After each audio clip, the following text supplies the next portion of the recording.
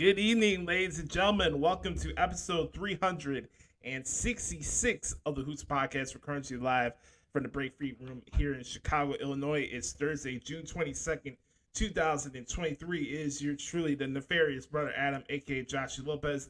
Make sure to follow us at Twitter at the Hoots Podcast. Do us a favor, if you're watching the video right now, make sure to like the video on our YouTube channel. Make sure to subscribe so you never miss an episode. And don't forget the podcast that Hoots drops every single Thursday, anywhere you get your podcast from. A little bit of a Stitcher, what? Spotify, what? Google Play, what? Anywhere you get your podcast from. It's a fun adventure, and we are 34 episodes away from reaching 400 episodes, which is pretty damn cool. So if you think about it in basketball terms, since it is the NBA draft tonight as we're recording this, we are Patrick Ewing levels away from eclipsing 400, which is pretty damn cool, and we'll get to that towards next year's WrestleMania season. But I am not alone this week. I am joined for the very first time here on the podcast at Hoots, a good brother of all good brothers, a man that's been a big contributor to our show, not only from the support and feedback he gives to the show, but really the heart and soul of the Back Porch Q&A session. Throw up the X, ladies and gentlemen. Throw it up for everybody right now. I'm bringing in the good brother Chris Zuleta, and he's making his debut right here on the Hoots Podcast. Chris, what's going on, man? What's going on over there? If anybody's gonna kill what I created, it's gonna be me. Oh, God. Vincent Kennedy McMahon. Don't start your stuff, pal. Oh, man. Chris, welcome to the show, man. Thanks, Josh, for having me on. Chris, let everybody know a little bit about yourself, with it being your first time on the show. I am from Rhode Island. I've been a wrestling fan since the year 2000. Big time football fan, big time basketball fan, and if everybody follows my page, I get a lot of the news across from basketball recruiting, college basketball, college football, NBA, NFL, wrestling. Nothing but positivity, and that's just what I want to show on my page. Just use it as a journal. When I was in middle school, I used to write out the transactions in my notebook. As I got older and got into high school, I lost the track of time, so I wasn't able to do it much anymore. So Twitter became, a platform to use as a journal, and I just started using it as a journal for all those things that I just mentioned. And I gotta say, man, you're very on top with just about every single sport. I mean, I used to be like that, like you, when I was in high school. I'd be all day looking up scores, looking at what potential rumors could be for trades and stuff like that. I had one of my uncles, Uncle Chris, would call me a Rain Man, just joking, because I have like very good memory skills. Like I could list off a bunch of stats and a bunch of shit. And I think I kept that skills over the years, but just with the schedule I've picked up over the years, it's been hard for me to catch up with sports as much as I should. That's why I rely on you and Sam and those to keep me updated on the sports tip. But yeah, man. I mean, can you recall the first time you ever listened to this particular show or any podcast that I did? Because we've known each other for a little while now, right? What, 4 or 5 years or something like that? Yeah, since the pandemic, I listened to Matt and Tony, and that's when I discovered your podcast, and that's how we pretty much connected, was through Tony S. and Matt. Now, really quick, where can people find you on Twitter? X Team Zuleta 24X. Yeah, make sure to follow Chris on Twitter, man. There's a lot of nimrods and twats out there, and I advise you, Chris is the exception to the rule when it comes to nimrods out there. So he brings good energy, and he's a good brother. All right, man. There's a lot to discuss this week. Obviously, we got Forbidden Door coming up on Sunday. I was at the United Center this past Saturday night for Collision. I will talk about that in our main event segment. As you see the title of the episode this week, we are making our predictions for the forbidden door. I'm using air quotes here as I'm saying this. Uh, it's more like a loose door if we're being honest here. But nonetheless, we'll be making our predictions a little later on for the show, and then in between we'll get into what's going on to the road to Money Bank. There's just been a lot of good stuff and momentum going on for WWE, and I think that in time, it will have we're gonna still have a lot of fun here to discuss our stuff here on the program, and just continue to support with us, ladies and gentlemen. Hit us up on Twitter as much as you can. Hit us up on Apple Podcasts. All right, Chris is back here. You're good, buddy. I was just letting everybody know where they can find the show and stuff. So, like I said, there's a lot to discuss this week. And if you have predictions for the pay-per-view coming up on Sunday, just make sure to comment down below or in the chat box. That'd be an easy way to do it. So, Chris, I have you here. Are you ready to answer some questions? Yeah, absolutely. I'm just trying to get my camera refixed here. Work at your own pace, man. It's all good. Just don't get off the screen, all right? Yeah. All right. Well, as we usually do per tradition here on the podcast, is we do a segment called the Back Porch Q&A session. And if you ever want to send a question that has to do with sports, life, relationships, music, whatever's on your mind, hit me up at Twitter at the Hoots Podcast or hootspodcast@gmail.com. Chris is usually a frequent questionnaire. Now he's here in the co-host position. Chris is going to actually ask us live questions as we go on, and then I got a potpourri of questions from Mike, Main Event Swerve this week.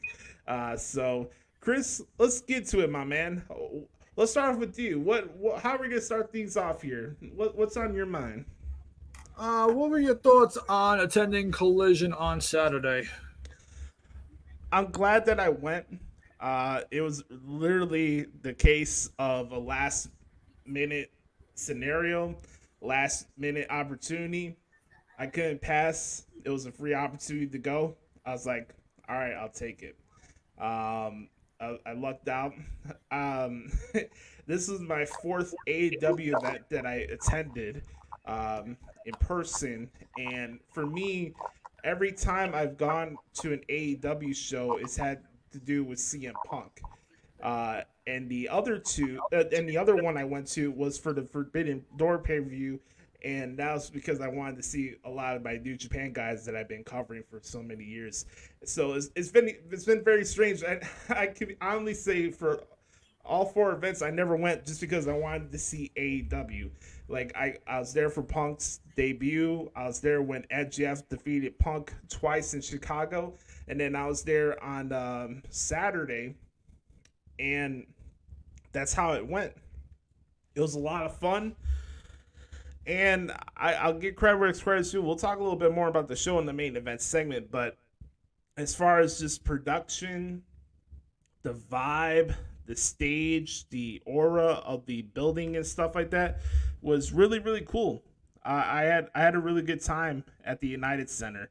And it really brought back some good memories for me because I've been really watching a lot of The Last Dance documentary on Netflix over the last couple of weeks. I'm a big Michael Jordan fan, obviously. So just to be in that building again, seeing those banners and all that stuff, just it was a good time at the United Center. I really can't complain. Yeah. What are the Bulls' needs this off season?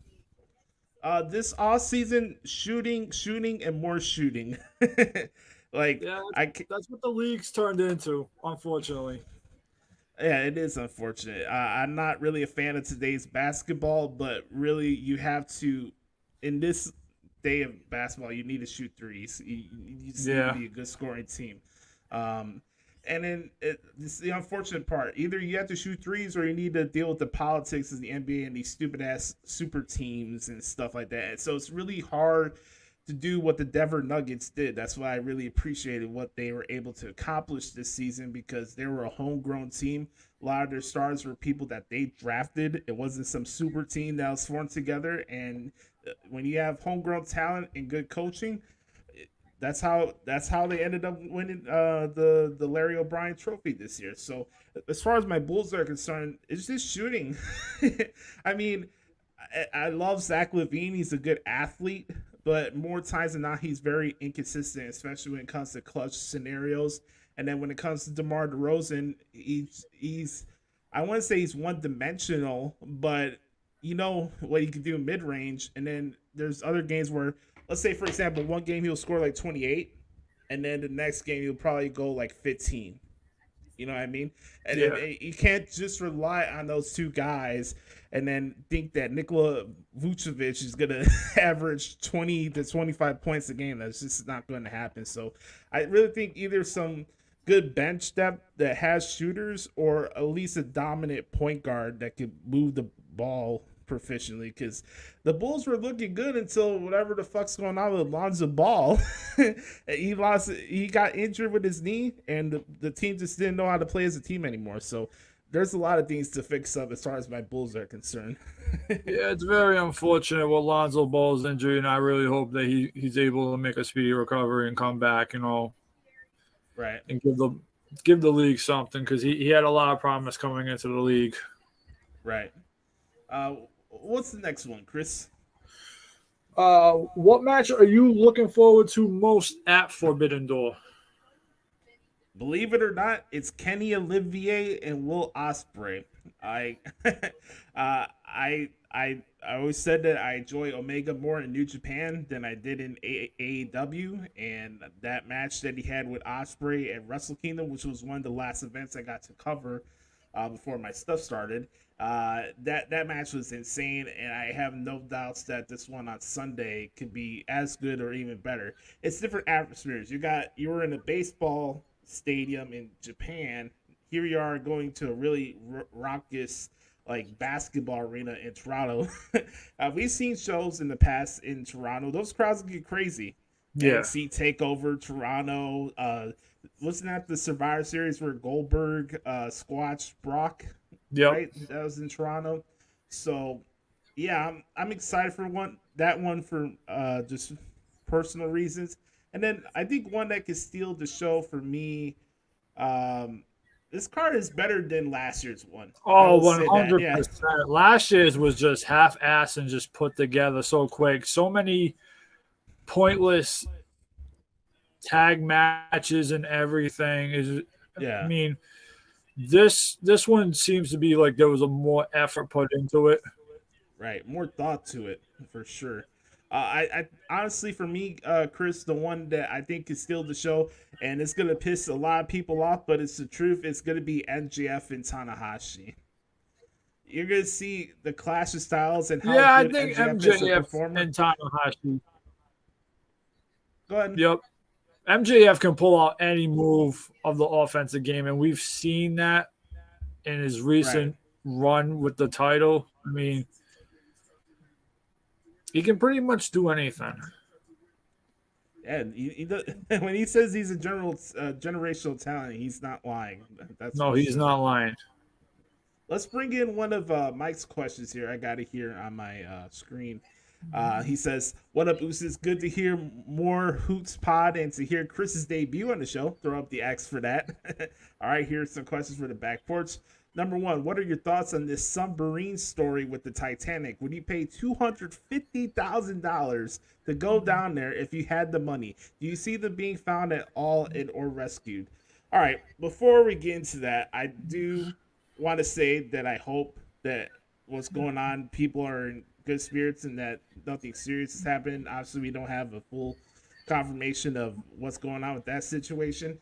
But if you ask me to spend $250,000 just to see a boat that was practically demolished 100 years ago, hell no. No shot. Pay me enough. There's not a check big enough to risk my life to see some fucking seaweed and go to the bottom of the ocean. I can't even swim, so that's a definite no. And there's no money that you can pay for to get me on a boat. If you guys heard last week's podcast, you'll understand why. Me in sea and ocean water is not a good combination. All right, so no. Chris, what was the next question that you had that you wrote down? What is next for Braun Breaker? Braun Breaker. That's a good question. I want to ask you. If you were Braun, would you rather be on Raw or SmackDown? What do you think? Probably SmackDown. I'm glad you said that. SmackDown just seems like a good fit when you have Sheamus, you have Roman, you have the Usos, you have Solo. I mean, there's so many good hard-hitting matchups Braun can make on SmackDown, especially with this heel character of his. Yes. Yeah, I just feel like SmackDown might need another piece just to, spice some things up until we get back to Roman and Cody. If it was me, I would have Braun Breaker pick a fight with Sheamus. Ooh. That's me. All right. So that'll be my answer to that one. That's a very good question. Another one here from Mike says, going back to this Titanic stuff. Speaking of which, what did you think of the film Titanic? Overrated, underrated, or properly rated? Overrated. Chris, I'll let you answer. Overrated. I am not a movie guy. Like, the only movies I am so interested in is the Fast and Furious series and the Halloween movies here and there. But I'm not really a movie guy. I'm more of a TV guy, honestly. But yeah, I'm Titanic, and to me, it's overrated. I'm glad you said it, so I didn't have to. There's some sentimental value to the movie due to my last relationship, but now that that's in the past and buried, fuck that movie. Honestly, that Titanic movie is a horror film. Okay, you know why it's a horror film? Because all the dudes die. All right. Yep. All that stuff about there's no way that you fall in love with a dude 2 days into a goddamn boat trip and decide you're gonna shift your entire life. All you jump, I jump. All that stuff is a bunch of grade A bullshit. All right. If you're using that movie as a course or an example of how to handle relationships, you, my friend, are getting yourself into treacherous waters, pun intended, that you don't want to get yourself into. All right. So, yes, Titanic, highly, highly overrated. Yes. Highly overrated. Let's see what other one here. Yes. While we're on films, what do you say about Lord of the Rings, especially the third one, Return of the King? Overrated, same question. I'll take this one. Now, just for full disclosure, Lord of the Rings was very popular when I was like a young kid in elementary school. And I remember getting the Lord of the Rings video game. I think it was like the Twin Towers or something like that, the second movie. Anyways, I don't know the entire series off the top of my head, so I apologize in advance for that. But I remember getting that game, and that made me want to watch the movie because that game was a blast to play. So I like the series. As far as the third one, it was just too freaking long. I can appreciate movies, but I'm not sitting through a 4.5 hour movie. I just can't do it. Honestly, like, my brother is a big horror movie fan. He loves the original It movie. You want to talk about a movie that's so long? The movie's like 5-6 hours long. The original It movie. No shot. You could never pay me to watch the whole movie in that amount of time. What's that meme? Ain't nobody got time for that. Nobody got time for that. All right. Chris, you have any other questions there? Yes. Do you think we ever eventually get Rollins versus Ospreay? Oh, that's a good one. I like that one. I do, but that depends on Will Ospreay if he wants to be content being only evaluated through the lens of Dave Meltzer. I love Will Ospreay. I think he's a tremendous performer. But if he's really about honing his craft and claiming to be the best in the world and only doing it to appease Tony Khan and Dave Meltzer, he's limiting himself. Yep. And I don't know if we'll ever see a scenario where we have Forbidden Door aspects with the WWE. I have to see it to believe it. But it really depends more on Ospreay than it does on Rollins. I want to see the match. Will it happen? We'll have to wait to see on that one. I was hoping, in a fantasy world, with Money in the Bank being in London, if it was a one-off, I would be fine with it.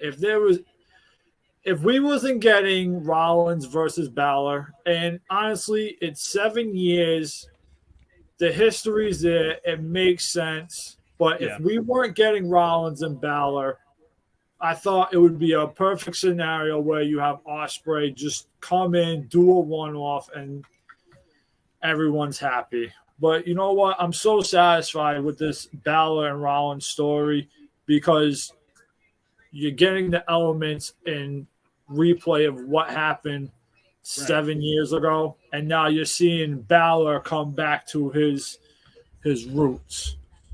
Right. And, now they it's like that on-site thing. You remember it's Balor on site this week. Yeah, it's just like with the Judgment Day and Edge. Like, now it's on that's site. where I got it from. Edge. I love that rivalry, man. That rivalry was awesome. And it was fun last summer. It's kind of cool with wrestling, though, when you have those angles where, like, okay, the next time I see this motherfucker, I'm just whooping his ass. We're not waiting. We're not doing promos. We're not waiting for Adam Pearce's approval, which they don't listen to the poor guy anyway. So nope. Yeah, so expect a Pure 6 brawl on Raw this Monday in Savannah, Georgia. All right. The proper Pearl 6 brawl. Yes. The proper way. Yeah, where you don't have two random factions that have nothing to do with the match in the first place getting involved in it. But that's another segment for another time. How about this one? What is your go-to Throwback Thursday jam? It could be any genre of music or one from several. That's a good question. Chris, I'll let you take this one. Throwback Thursday jam.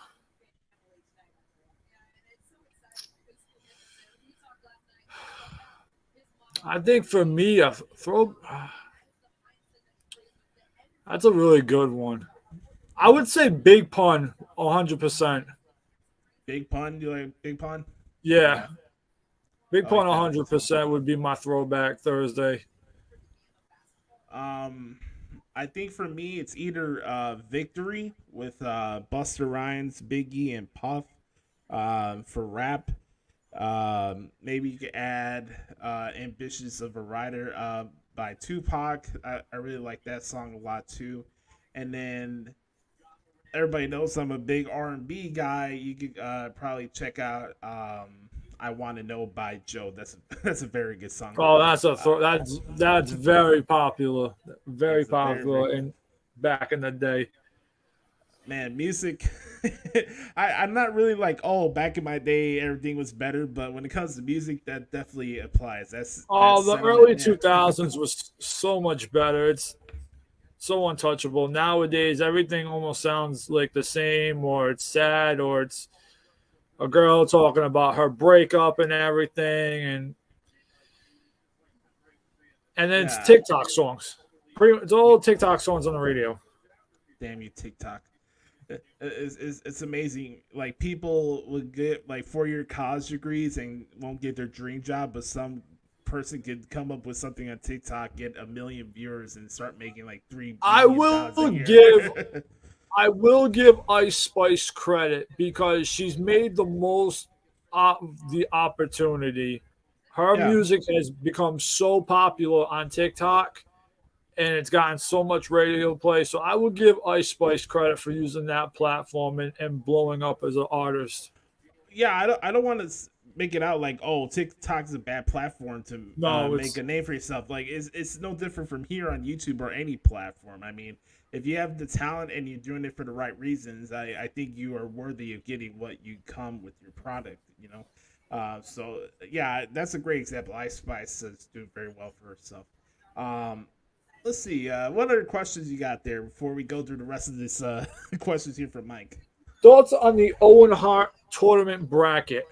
I think the bracket is BS. Why is Samoa Joe and CM Punk on the same side of the bracket? It makes absolutely no sense to me. This looks very predictable, and as much as I enjoy Powerhouse Hobbs, I already seen the match and the rivalry with Ricky Starks. Why do I want to see it again? Unless Dustin Rhodes shocks everybody when they fight each other, we already know where this is going. It's either going Punk and Starks or Punk and Juice. That's basically how this is going to play out. Yeah, when the field was announced last night, I kind of figured, this is probably Punk's tournament to win. As if he needed it, but no. I appreciate the sentiment that they want to do an Owen Hart tournament, but AEW's not good with setting up fields for tournaments. Let's just say no, that. I just feel like this is such a jab at WWE, and of course it is. You didn't, memorialize Owen Hart properly, and it's it is what it is. It's honestly how I view it sometimes. Right. Next one here from Mike. He says, I understand that it helps, but does Rhea Ripley need a TikTok? WWE made her get one months ago. If answered, but it really doesn't bother me whether someone's on Twitch or any social media platform, whatever they want to do with their own time is their thing. That's why I didn't like lose sleep over the fact when WWE was like hammering down on the Twitch channels and the off-stream platforms. You remember that whole controversy? Yeah. Like, it really wasn't a big deal to me because honestly, what I care for is what I see in my television. Who they're sleeping with, what they do on their free time, all that other stuff is none of my business. So whether or not she needs a TikTok account, I don't know, and I don't give two shits. Nope. Same sentiment. Same sentiment. Great minds think alike. Speaking of TikTok, I see the Hoots post on the Joshie Lopez media page, and that's awesome. But why doesn't the Hoots Podcast have a TikTok account to promote the show and such? You can always be like Miss Stickums, who asks a question. Drop it in the comments and offer not much else. That's pretty funny. I've been implementing more YouTube shorts and doing some other content like that to expand. Look, there's a lot that goes into a podcast like this, and I have a different format than most other shows. Sometimes these shows can be 90 minutes, sometimes it can be 2 hours.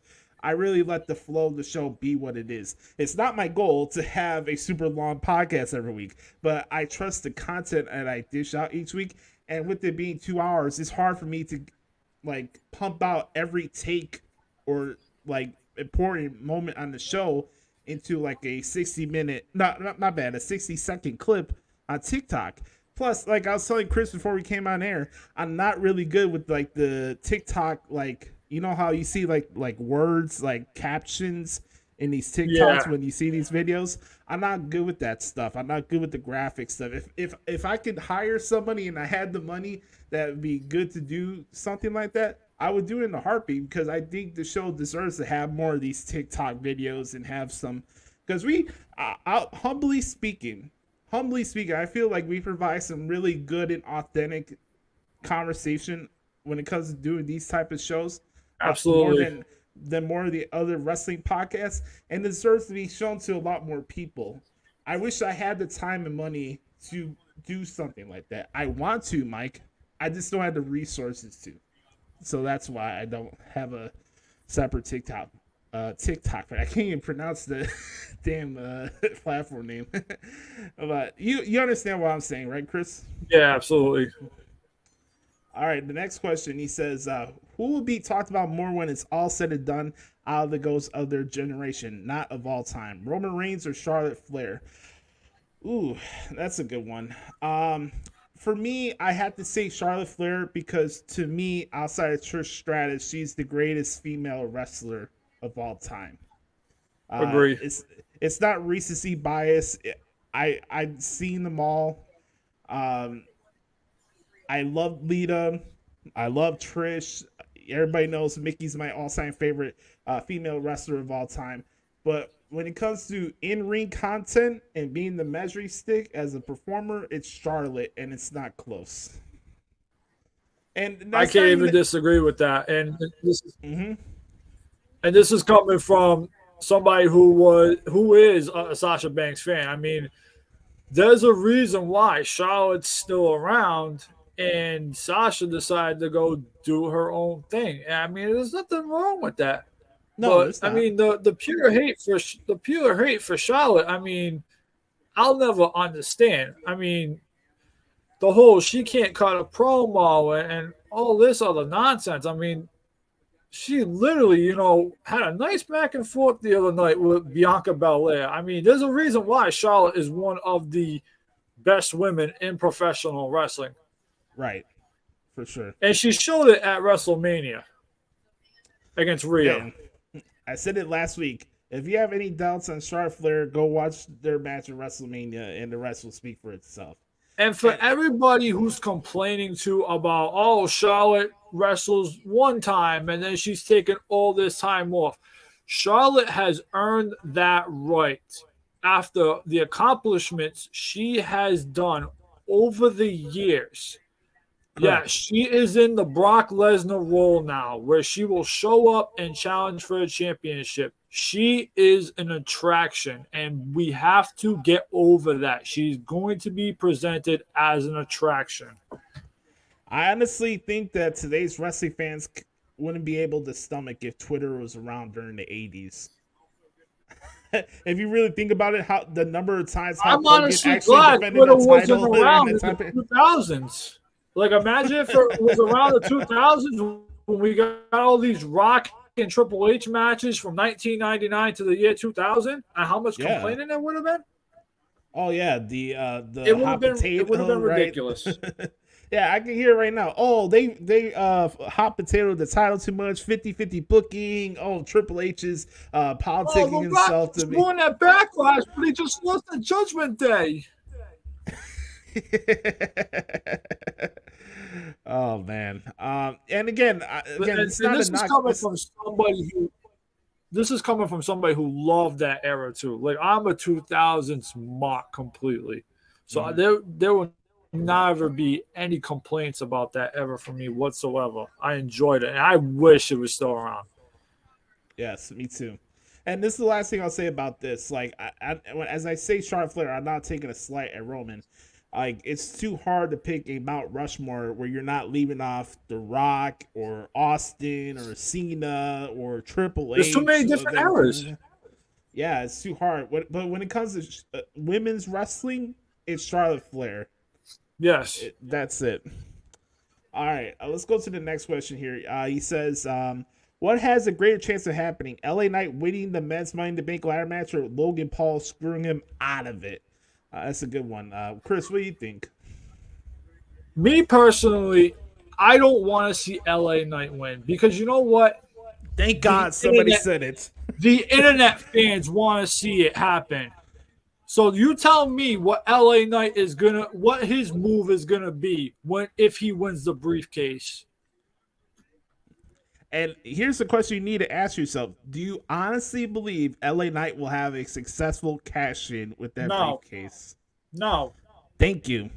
I was going to save that point till we got to This Week in WWE, but I'm so glad you said it because I love LA Knight next to everybody. I love him in great Impact. on the mic. Great. I loved him in Impact when he was doing the dummy ass stuff in NWA. I was a fan of Eli Drake before it was cool to be an Eli Drake fan, okay? And I want him to be successful, and he is having a successful run in WWE. But to say that he needs the briefcase or his career or his run is buried is bullshit. And if honestly, as wrestling promotions, and this is probably the main reason why I don't have the respect that maybe I should in some cases for AEW, is because they allow the marks and the internet to dictate what they do with their own product. How can I respect your product if you don't have the balls to stick by your decisions, whether it's a good one or a bad one? You know, have some gumption, have some balls. And here's the thing. To think that LA Knight is going to cash in and take the title off of Roman, it's not going to happen. No. Could it happen on Seth Rollins? Take the title off of Seth. Hey, let's say he does cash it in as Seth Rollins. Guess what? LA Knight has a 1-month title reign. Let's just be honest. So, I love the guy, but to say it has to be LA Knight or else, I just don't believe that. No, I don't. It's the internet dictating what they want. That's my pick for the men's Money in the Bank. It's either Priest or Santos Escobar to me. Santos is not a bad pick. I would like that a lot. Chris, what are ones you have that you wrote down real quick so we can speed these ones up? What will Cody and Brock's match stipulation be? I like that one. I know it would be hard to do last man standing because what went down with Roman and Brock at last year's SummerSlam. I guess you don't want to be redundant in that way. But also, you can have a good tie-in, I guess. Like, Roman beat Brock in the SummerSlam last man standing. Cody beats Brock in the same match. I can see that if you want to do synergy from that storyline point of view. But for me, I think an I Quit match would work. For me, I think an I Quit match. Now, if you ask me if I had my druthers, just do the fucking Buried Alive match. Bury Brock alive and send him off TV for a while. I know people are, Buried Alive makes wrestling look fake. Yes, wrestling is not real. All right? I like the Buried Alive matches. Sue me. Come on. I mean, Rock Bottom was one of my favorite pay-per-views back in the day. Like, come on.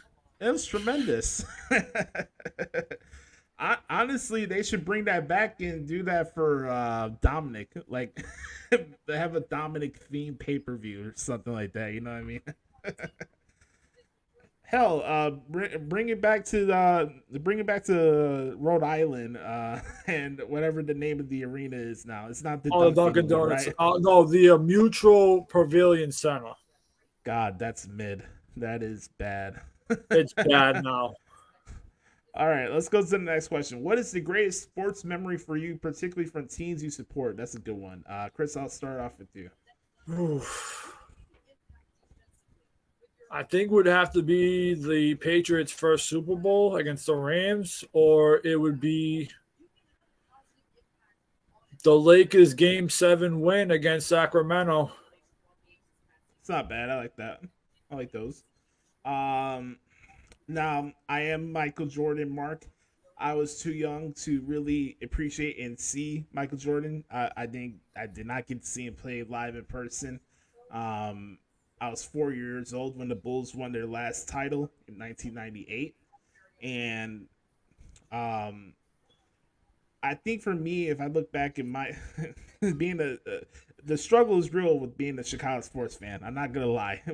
When I say we stinks and I make that joke with Sam on Twitter, we're not lying. That's a shoot. That's not for comedy purpose.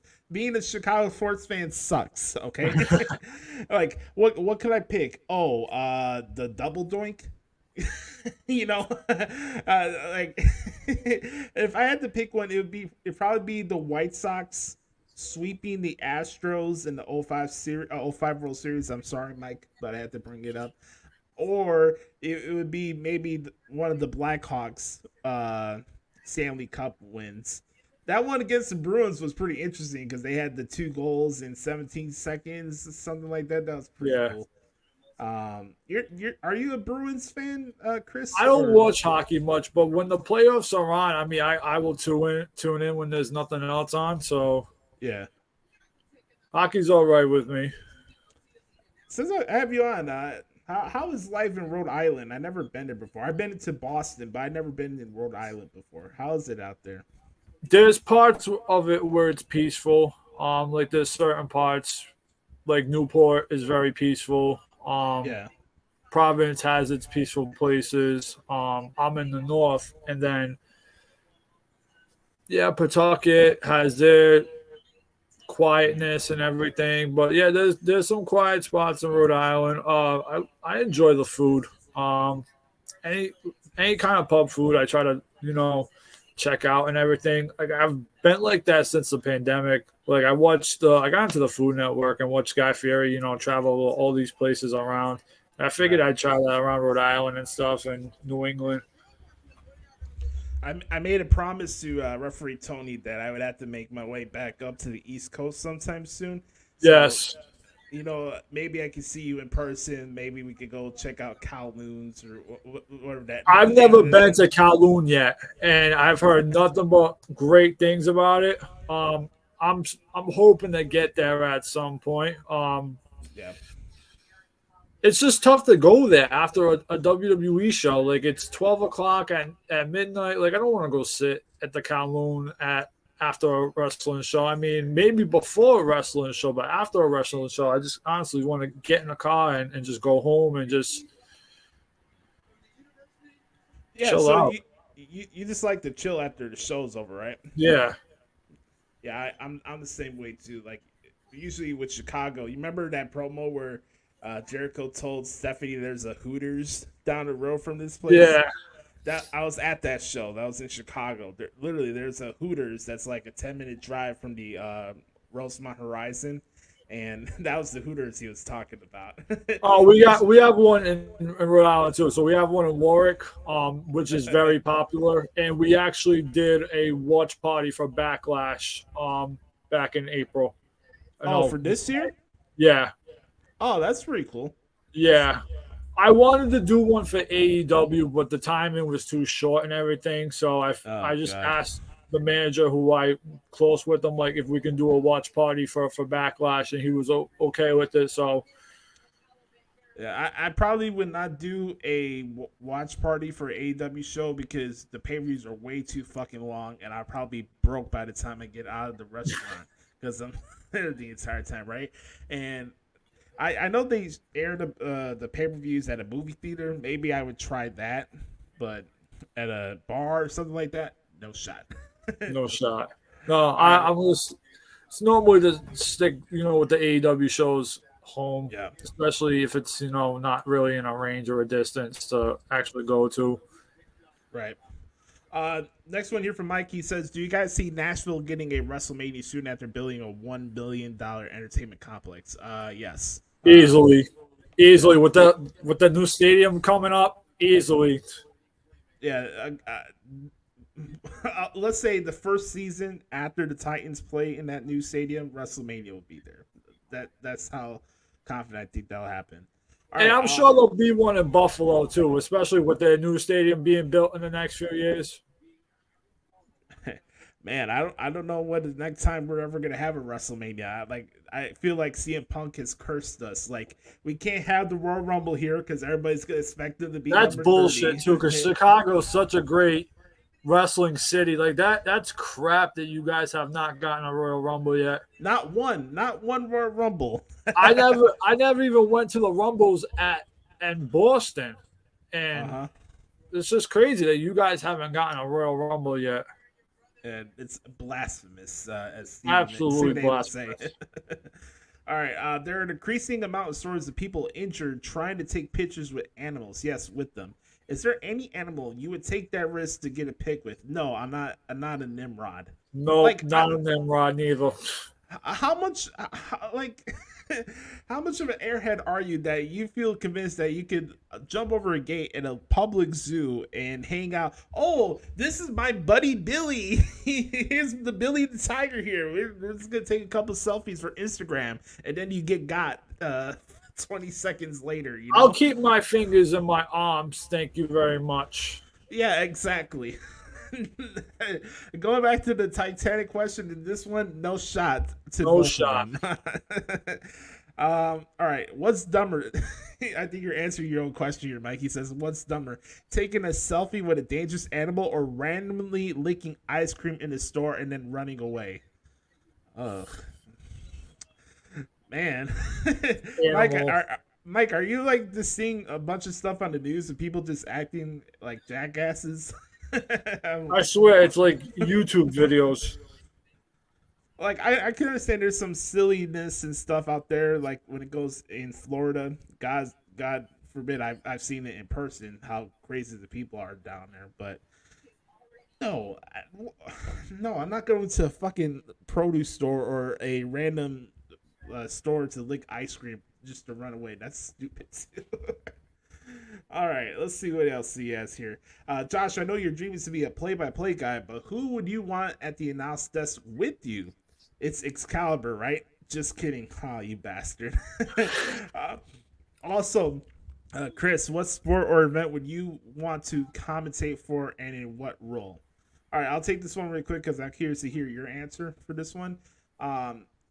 If I had my pick, it would be Nigel as my color commentator. If I was, I don't know, Chris, if you think I'd be a good play-by-play guy or not, but if I was in that role with Nigel, I think we could be a good team. I mean, you got to be better than JR at this point. I mean, JR was just absolutely brutal on Saturday in the main event. I mean, I liked Kevin Kelly, Nigel for Collision on Saturday. It was a nice change up, and honestly, you'd be so much better than Shivani at this point. God. He needs to go the fuck home. Yeah, Shivani is brutal. I'm gonna be talking about that in the main event segment because my God, he's terrible. All right, going back to the sports question, what event would you want to commentate personally if you had your pick?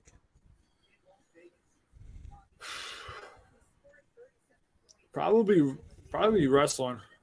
Wrestling? It would have to be wrestling or football. Would you be a color commentator or a play-by-play guy? What would be your pick? Probably a play-by-play guy. Honestly, Chris, I think you'd definitely be ahead of Kevin Patrick right now, or at least more better than Ann Verk. that poor guy didn't even last like 2 months, right? Man. Raw's got some bad luck with the announce team in the recent years. I've been saying that, man. It's like a curse. They can't find the right guy to be the main play-by-play guy. I understand Ian and Caprice want to be so loyal to Ring of Honor and appreciative of AEW, but they should have made the jump. They would have been so fun in WWE, but I can understand their loyalty to Ring of Honor because of the history and everything. So, but those are two guys I wish that went to WWE for play-by-play. They'd be so great on Raw. Yeah, this is loyal to a fault, unfortunately. Next question here. He says, Josh said he doesn't watch FX much, and I don't as much either, but business reports state that Disney may be interested in broadcasting Raw and or SmackDown on FX. Does it fit there, and would you make the jump to watch? I really don't care what network it's on. If it's on there, I'm sure it'll probably do the same numbers it was on Fox. So, I don't know. I mean, I don't see an area where Raw or SmackDown could work on ESPN just due to the volume of sports that they have for live events and stuff like that. You just can't have those shows on there unless it's like an ESPN2 type of situation. But if it was on FX, let's say like SmackDown's on FX, I wouldn't have a problem with that. No, wouldn't have a problem with it either. Next question here is the NXT one. Who makes a bigger leap on the NXT roster before 2023 ends? Wendy Chu or Nikita Lyons? Well, I need to know how long these two chicks are out with injuries. First off. I would probably say Nikita. Nikita's really good with her background and everything, and I just like the character and her presentation. Yeah. I'm a fan of Nikita Lyons. I think her potential is very, very, very good. I hope it works out for sure. That's what I'll say on that. She'll be a better version of Milton Bradley. Oh, And Sam Piopo is punching the air right now because he can't stand Milton Bradley as a player. Yes, Nia Jax, a.k.a. Milton Bradley. It's the most random comparison out there, but you have to be a long-time listener to understand why I made that comparison. I can totally understand why. What an overrated player he was. My God. All right, let's go to the next question. Milton Bradley. What are your thoughts on Ilya Dragunov possibly joining Imperium? I've answered this one before. Could it work? Sure. I don't think he has to be in Imperium. If it's a scenario where he joins the group and then he turns on them and he ends up taking the title from Gunther, the IC title, I'll be fine with that. But does he have to be in Imperium? I don't think so. No, I don't think Dragunov needs to be in Imperium. He's great as a solo act, and I mean I saw that at Battleground with my own eyes. I mean, yeah. Dragunov is incredible. He's a beast, man. Dragunov was, if it wasn't for Gunther, I'd probably say Dragunov was my favorite person on NXT UK. I can't wait to see Dragunov versus Sheamus or Drew when he gets to the main roster. I mean, hell, let's do a Randy Orton Dragunov match. That would be good. So praise to Randy Orton for coming back as soon as possible and that back healing. He deserves a better ending to his career. Yes. Let's go to the next one. All right. He says here, projected top NBA draft pick Victor Wembanyama said Paul George is the GOAT. Is there any argument for George legitimately? I don't see it. Yeah, you answered your own question. No, there's no debate whether or not he's in the GOAT. I don't even know if he's in the top 10 conversation or 15. I respect Paul George. He was a good player. I don't even know if he's the greatest Indiana Pacer of all time, let alone being the GOAT of the NBA. I respect Paul George, but let's put the weed on, okay? What do you think, Chris? I need to see what Paul George can do this year, and it's going to depend where he is. Hopefully he gets out of that, basement team Clippers, and he goes elsewhere. Yeah. I like Paul George as a player, but he deserves a lot better. Big time, for sure. If your favorite team had an old school NBA Jam type game with the best 2 or 3 players ever in a 2-on-2 format, who's in the game for you? I'm taking Olajuwon and Drexler for Houston. Well, my pick is easy, Michael and Scotty. What about you, Chris? From the Lakers, would it be Kobe and Shaq, or would you go a different route? Easily Kobe and Shaq. I mean, those two were just unbelievable together.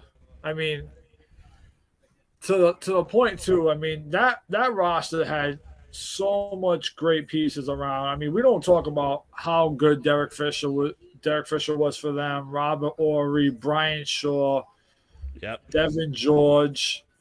I mean, those Lakers teams were incredible. Yeah, it's good. It's a good thing for the Lakers that they stole the entire Bulls coaching staff. Damn you, Jerry Krause, bastard. Basically, all this Tex Winters there, Horace Grant, all these Bulls guys. Damn it. That's a good question, Mike. I appreciate you asking that. He says, Josh and I are based on Chicago and Houston, but with the Bulls and Rockets winning the most titles in the 90s, how would you have seen a Rockets-Bulls NBA Finals playing out? I say 6 or 7 games, but give the edge to the Bulls. Well, I'm sorry, Mike, but from me to you, that would be a sweep. That would be a sweep. Oh, with those Bulls teams, I mean, yeah.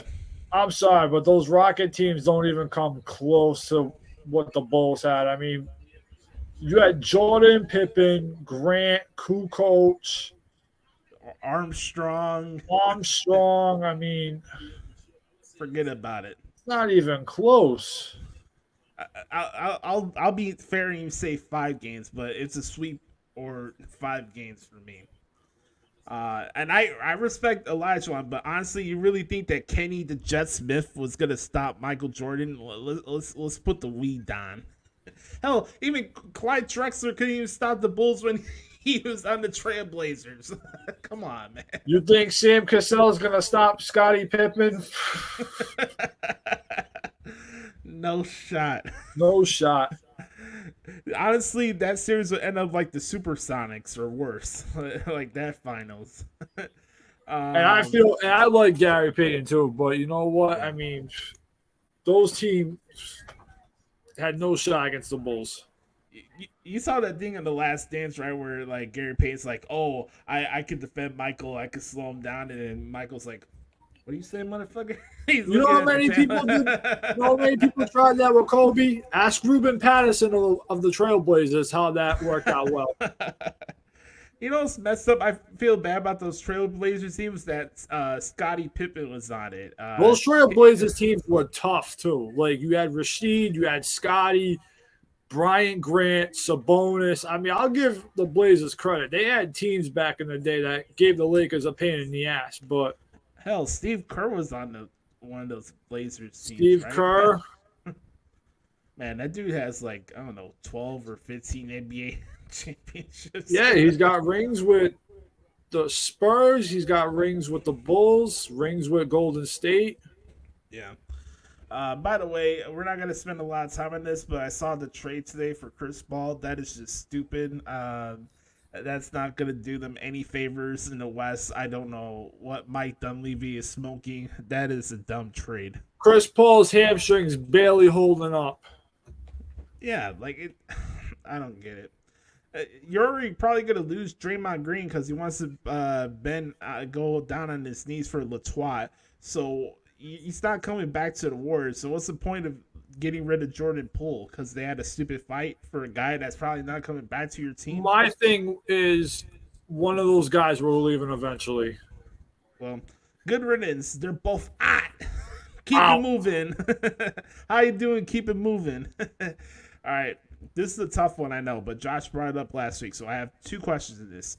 What were your initial thoughts when Chris Benoit missed the pay-per-view and without knowing exactly what happened? And if you were in WWE, would you have done a tribute show the next night? Oh, fuck, man. As you say this, literally, it's right around that exact time period in, what was it, 2007? Yeah, so right around this time period, 16 years ago, is when all the stuff went down. I talked a little bit about this last week.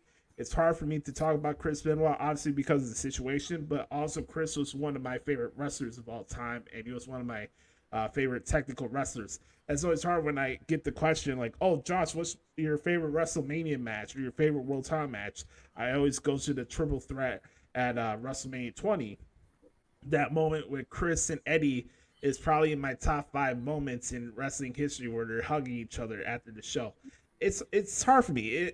I couldn't even finish watching the Dark Side of the Ring thing that they did on Chris a couple years ago. The whole situation sucks. There is no way that anybody could have done anything to prevent it or was in foul taste of doing a tribute show. Nobody knew what was going on at that time, and I know we're doing with 2020 hindsight, but you just can't. Everything that went down that weekend, and the only person responsible for that is Chris, and that's it. And it sucks because I love the guy. I thought he was a tremendous wrestler, but for that to be the end of his life is a fucking shame. It really is. But he deserved it, but not his wife and his son.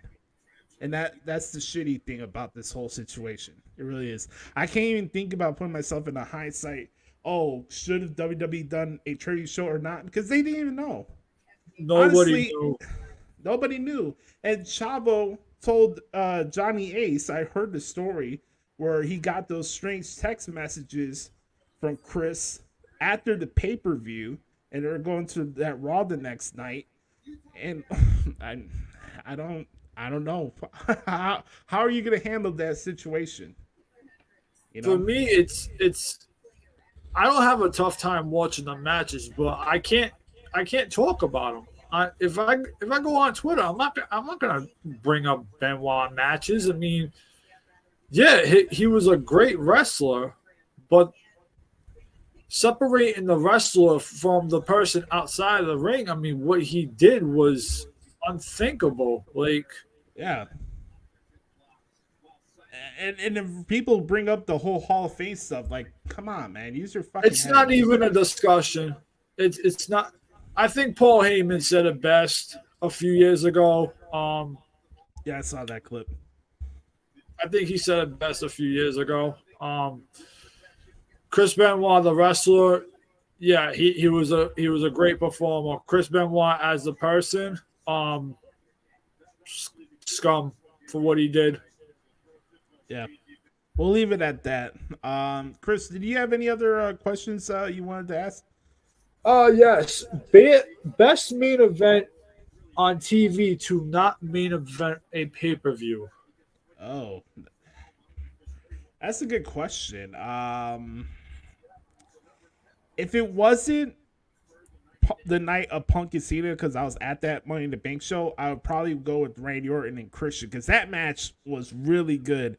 That match goes under the rug, and I know that was a popular rivalry, and I know that match goes down in the scales because it ended in the disqualification. But if you go back and watch that match and how loud that crowd was before Christian did, like, he spit at him and then Randy got himself disqualified, that match was fucking awesome. I love that rivalry in 2011.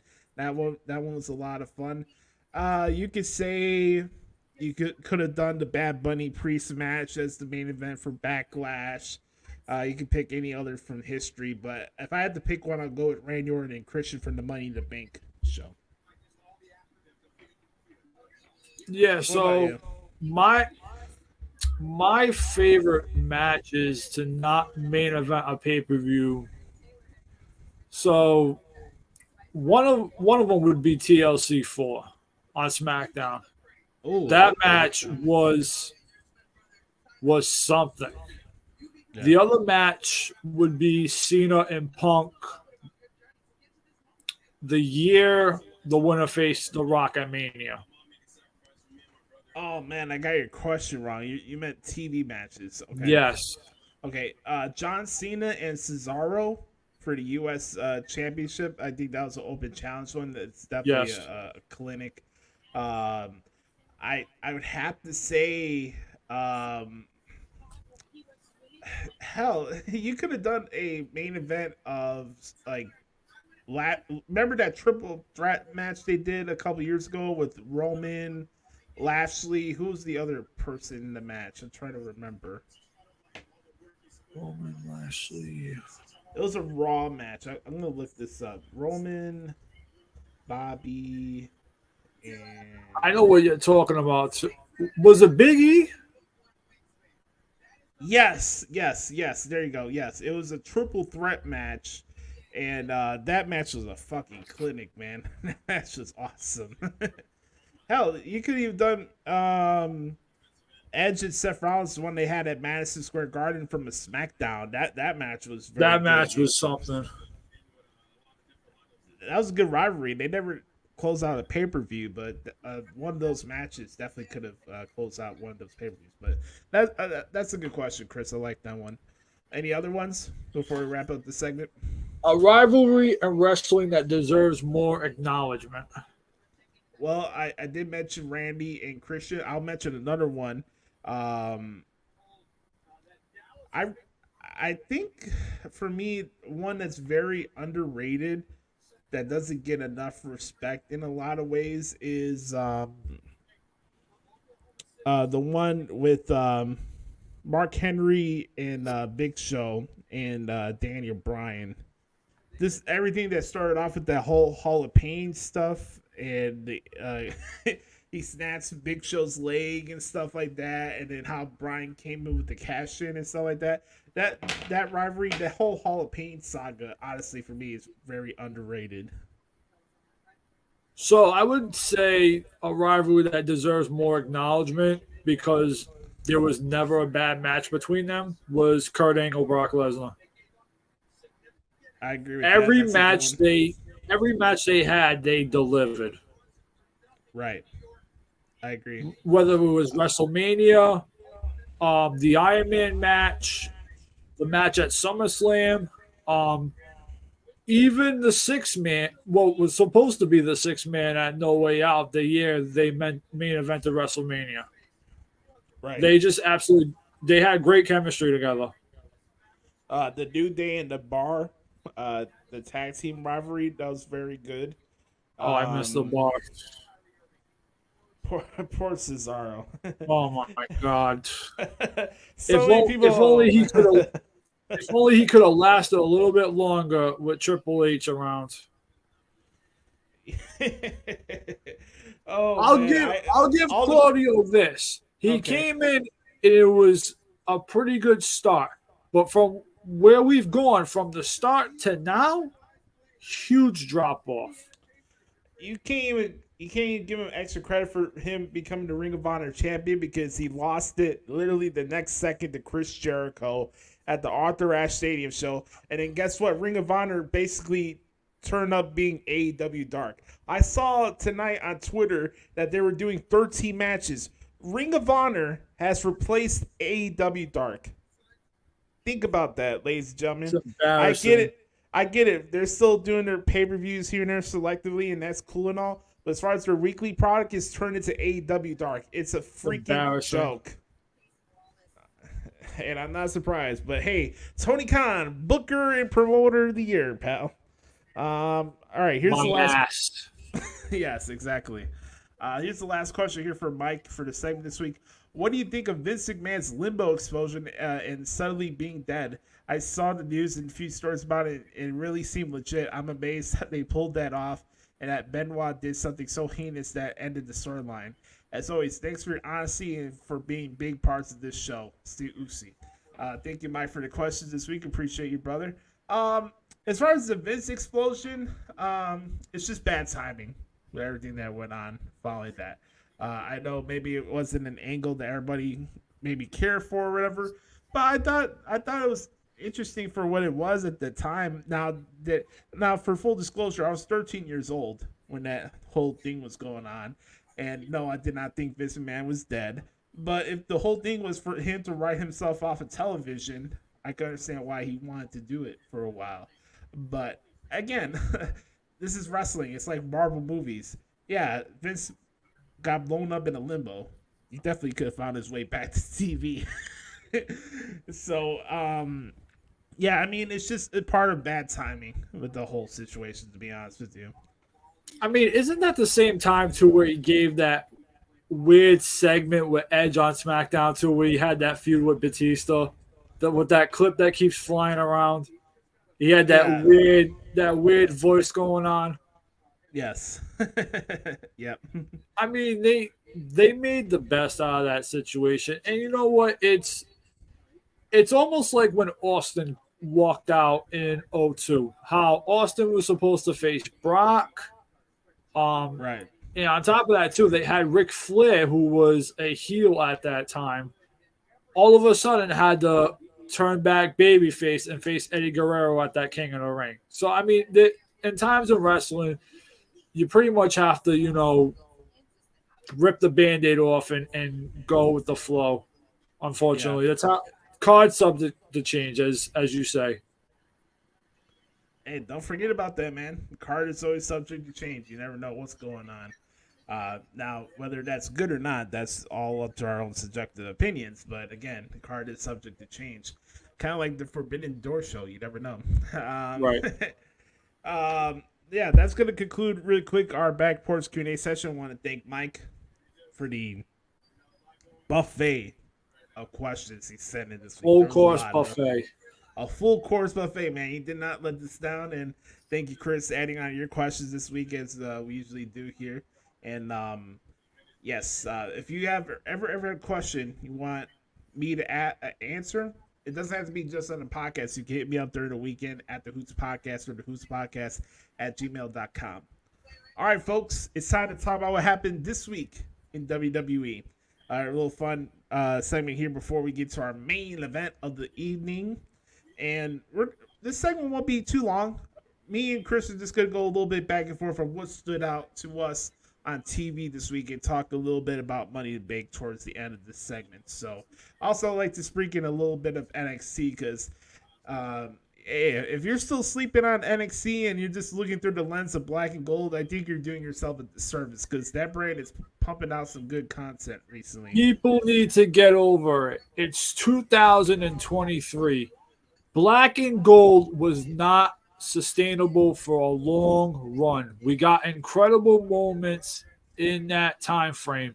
Eventually, It was going back to developmental, and people need to get over that. Correct.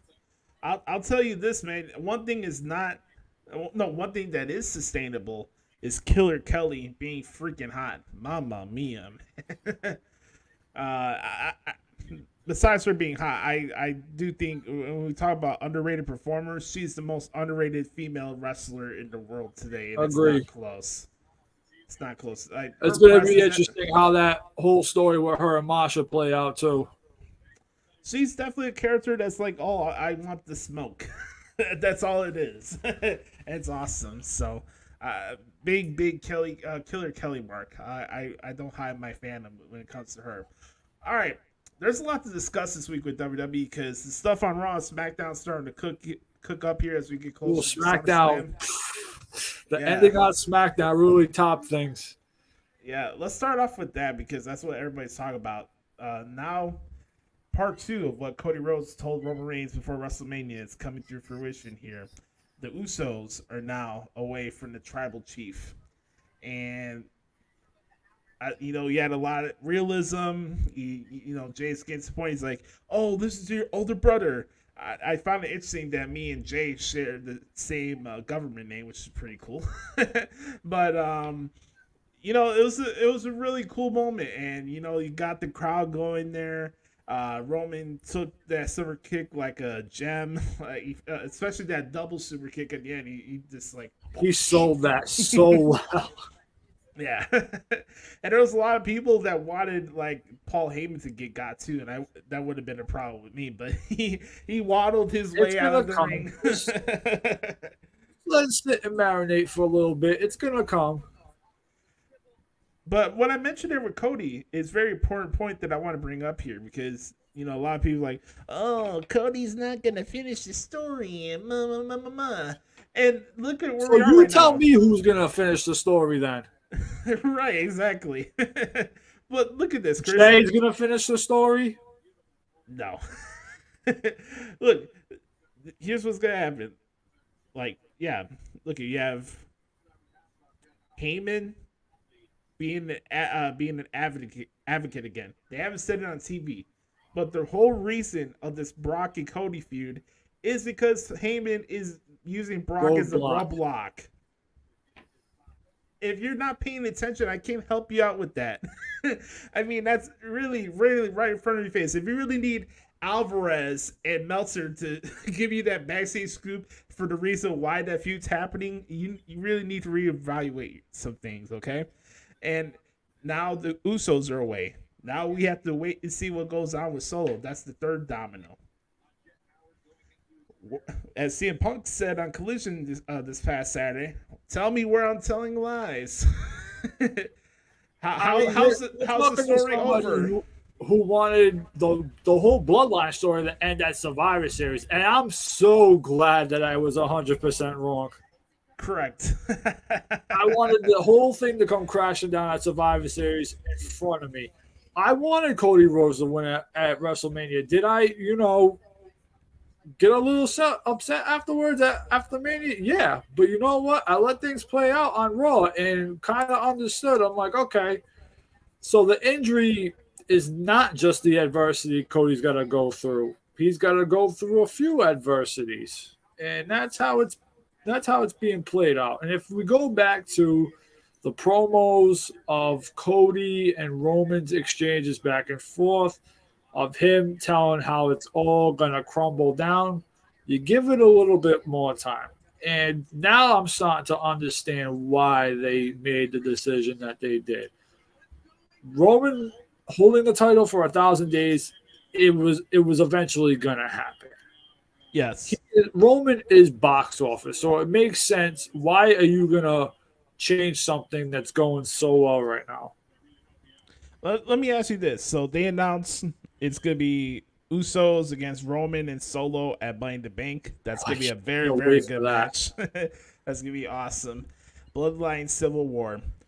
Are you in the camp of like, oh, I can't believe Roman Reigns hasn't defended the title since WrestleMania? Or are you in my camp where it's like we just mentioned, he's an attraction. When he defends the title, it matters.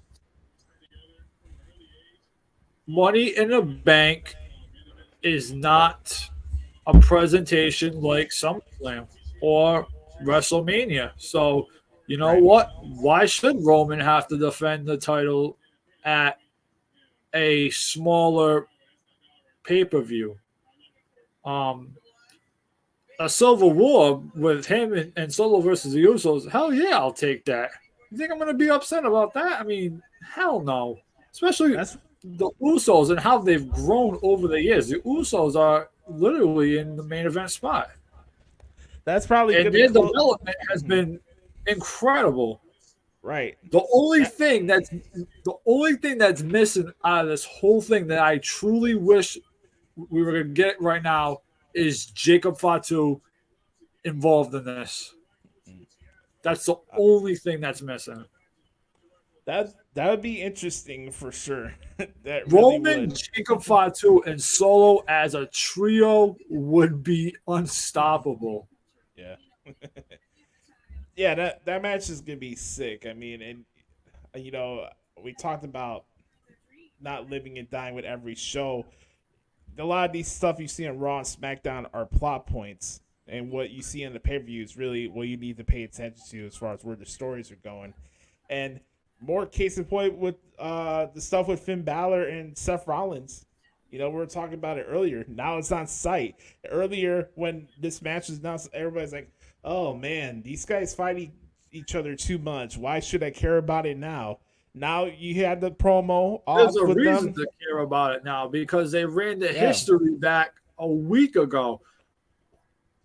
Don't worry about the crowd singing Seth Rollins' song in the middle of Finn Balor's promo. It's part of the story. Right, exactly. And now you have this layer here where Finn just snaps on Seth on Raw, attacks Seth at NXT, and now it's on site. This is the Finn Balor that he faced several years ago. Yeah, so your first big world heavyweight title match on a premium live event is a match with a big grudge match, and honestly, I said this a lot this year, but it's really a testament. The match cards and the match card qualities that we got out of these premium live events this year from WWE has been top notch. If you look at the matches, if you look at the matches this year for all the pay-per-views, have been fucking sick. And this one is no different. Both the ladder matches have good feels. They have different stories attached to both of them. We talked about the bloodline. We got Seth and Finn. We got Cody and Dominic. Even that one's interesting. All it took was a slap. Yeah.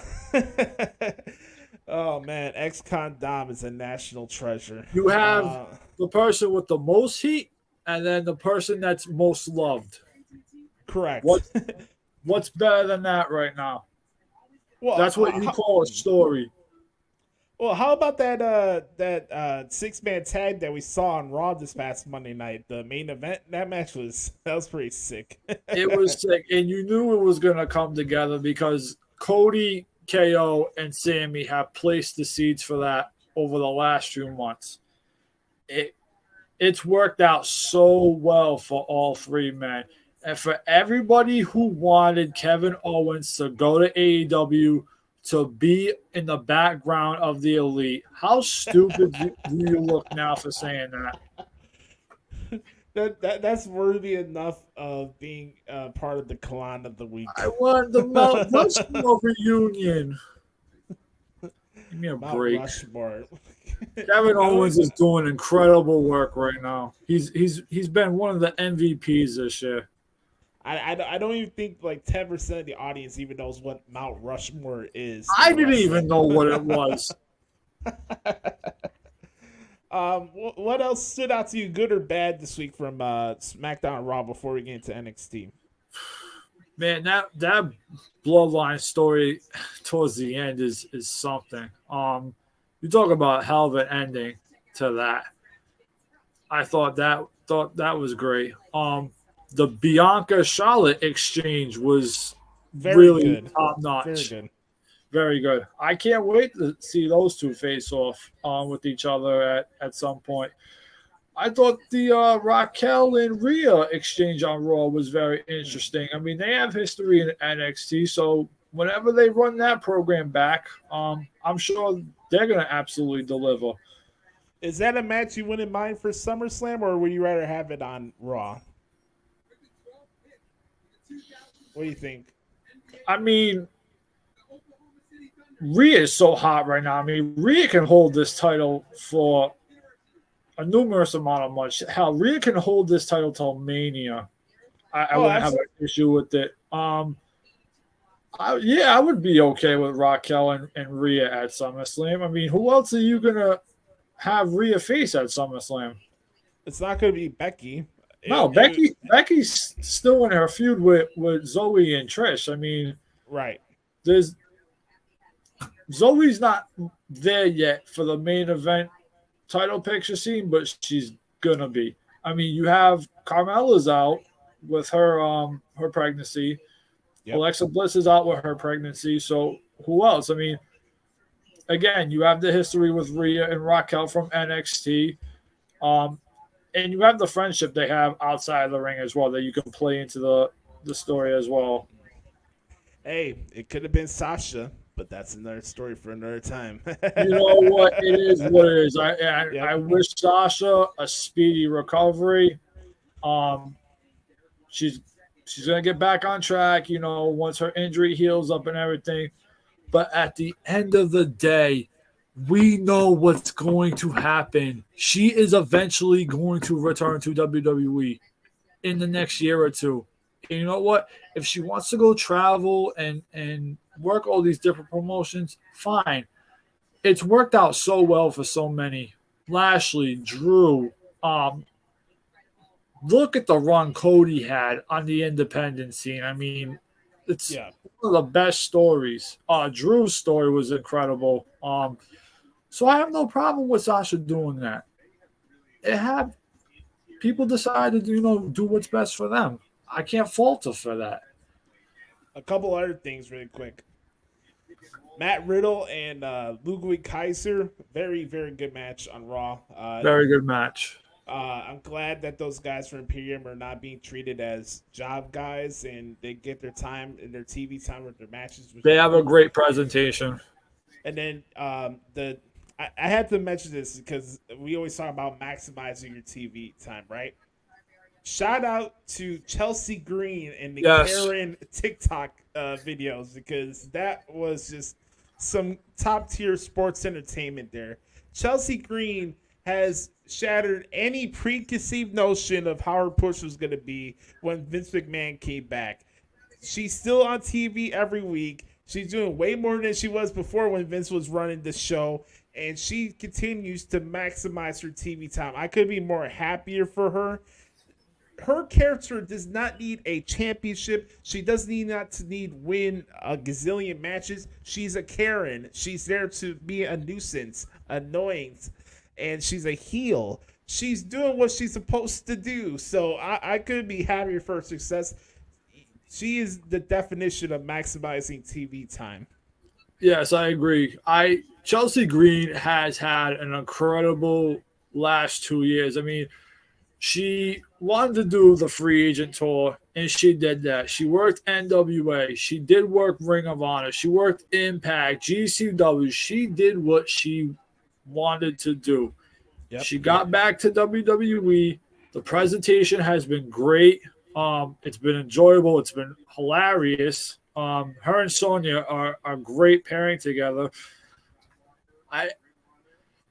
For somebody to say too that the TikTok videos were too much exposure on Monday of her character, God. Give me a break. The presentation of Chelsea Green has been great since she came back. Yeah, give me a freaking break. If fucking Pockets was doing TikTok videos on Dynamite, people would mark out for it.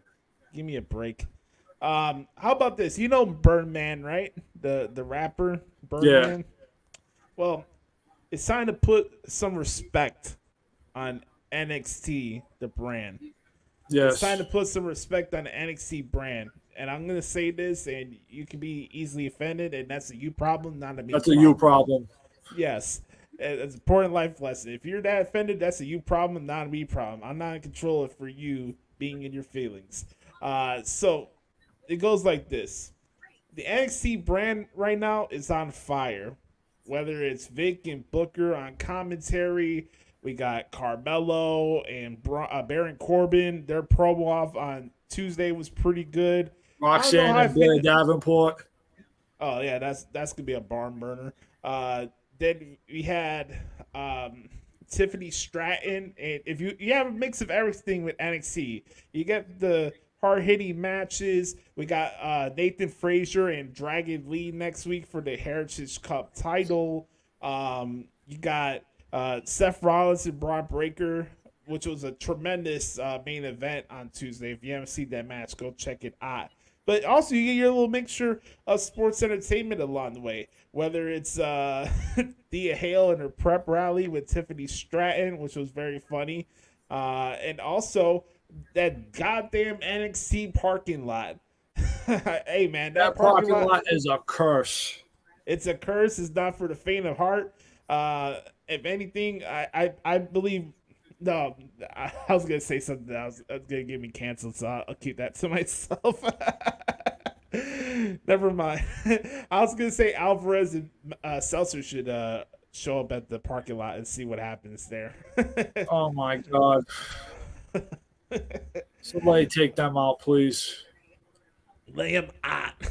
Lay them out. As a matter of fact, they need to go back to their original place because the CWC crowd sucks. Oh, Mickey James said it best on Busted Open Radio the other day. Yeah, their crowd sucks. That's not even a question. They are internet marks. Yes, they are Central Florida sweat marks. That's what they are. Last thing I was gonna say, don't forget for next week it's Carmelo and Baron Corbin. That should be a good NXT title match. Curious to see what goes down with Dragon Lee and Nathan Frazier. That should be a good contest as well. And for everybody too, because I had a discussion with somebody last week about Bandito and Dragon Lee. Dragon Lee is doing great work in NXT. He's not gonna be in a match every single week. So and he's not gonna win all his matches too. No, so what they're doing is bringing Frazier back up to where he's supposed to be because there was a minor setback. Yeah, I got no issue with that. I did say though, if Bandito was in NXT right now, he would be thriving in NXT. Hey man, you gotta do the tumbling routine. It's going to take time with Dragon Lee. Yeah, I mean, I feel bad for Bandito. He's just stuck doing tumbling routines on ROH Dark. And then being placed in different tag teams every week. Yeah, that's a good point. On that note, it's best time. friends 1 week. And yeah, best friends, LFI, Team Taz, if that's still around. Death Triangle. Death Triangle, the Mogul Embassy. What a JoJo Dutch group it is. I always see people going back and forth on debates on Twitter about Hit Row and Swerve and who's in the right place or not. I love Swerve, but it's not working with that group. It's not like, working for you. What happened to Parker Portnoy? Oh God. Don't get me started on him. The Mogul Embassy, mid, the Firm, mid, Bullet Club Gold, mid. You know what, Chris? Let's put a ribbon on the bow on this, right? A lot of exciting stuff coming up next week for Money in the Bank. I'm glad we talked a little bit about this earlier, about this whole controversy of Logan Paul versus LA Knight. If you can't see the money and the business potential with Logan Paul having the briefcase. I don't know what else to tell you. If I had my pick, it would probably be Damian Priest. But either way, that ladder match is gonna be awesome. So it's gonna be fun to watch. Yes. So, LA. I did like the line where it's like, I have this little direction show you where you can show those bottles of Prime. I thought that was a good line. It was. On that note, it's time for the main event, as Mark Henry would say. It's scheduled for one fall with an unlimited time limit. It's what everybody's been waiting for. It's what you need, ladies and gentlemen. It's what you need. The best segment in all of professional wrestling podcasts, otherwise known as What the Hell is Wrong with AEW. Let's start this bad boy off in a 3, a 2, a 1. Beat your meat. Beat your meat. Beat your meat. Beat your meat. Beat your meat. Beat your meat. Beat your meat. Beat your meat. I'm telling you, my time is right now. Right this minute, 2022. We're living in my time is now. My time is right goddamn now. Man, what intensity. It's time for What the Hell is Wrong with AEW? Everything.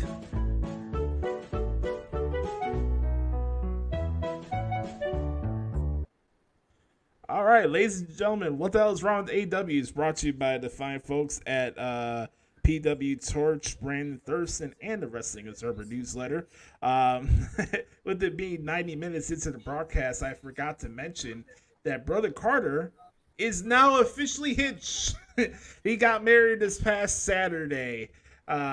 Very ironic, on the same day as the Collision debut. The co-creator of What the Hell is Wrong with AEW finally got hitched. So congratulations go out to Brother Carter and his lovely bride Ashley on their marriage.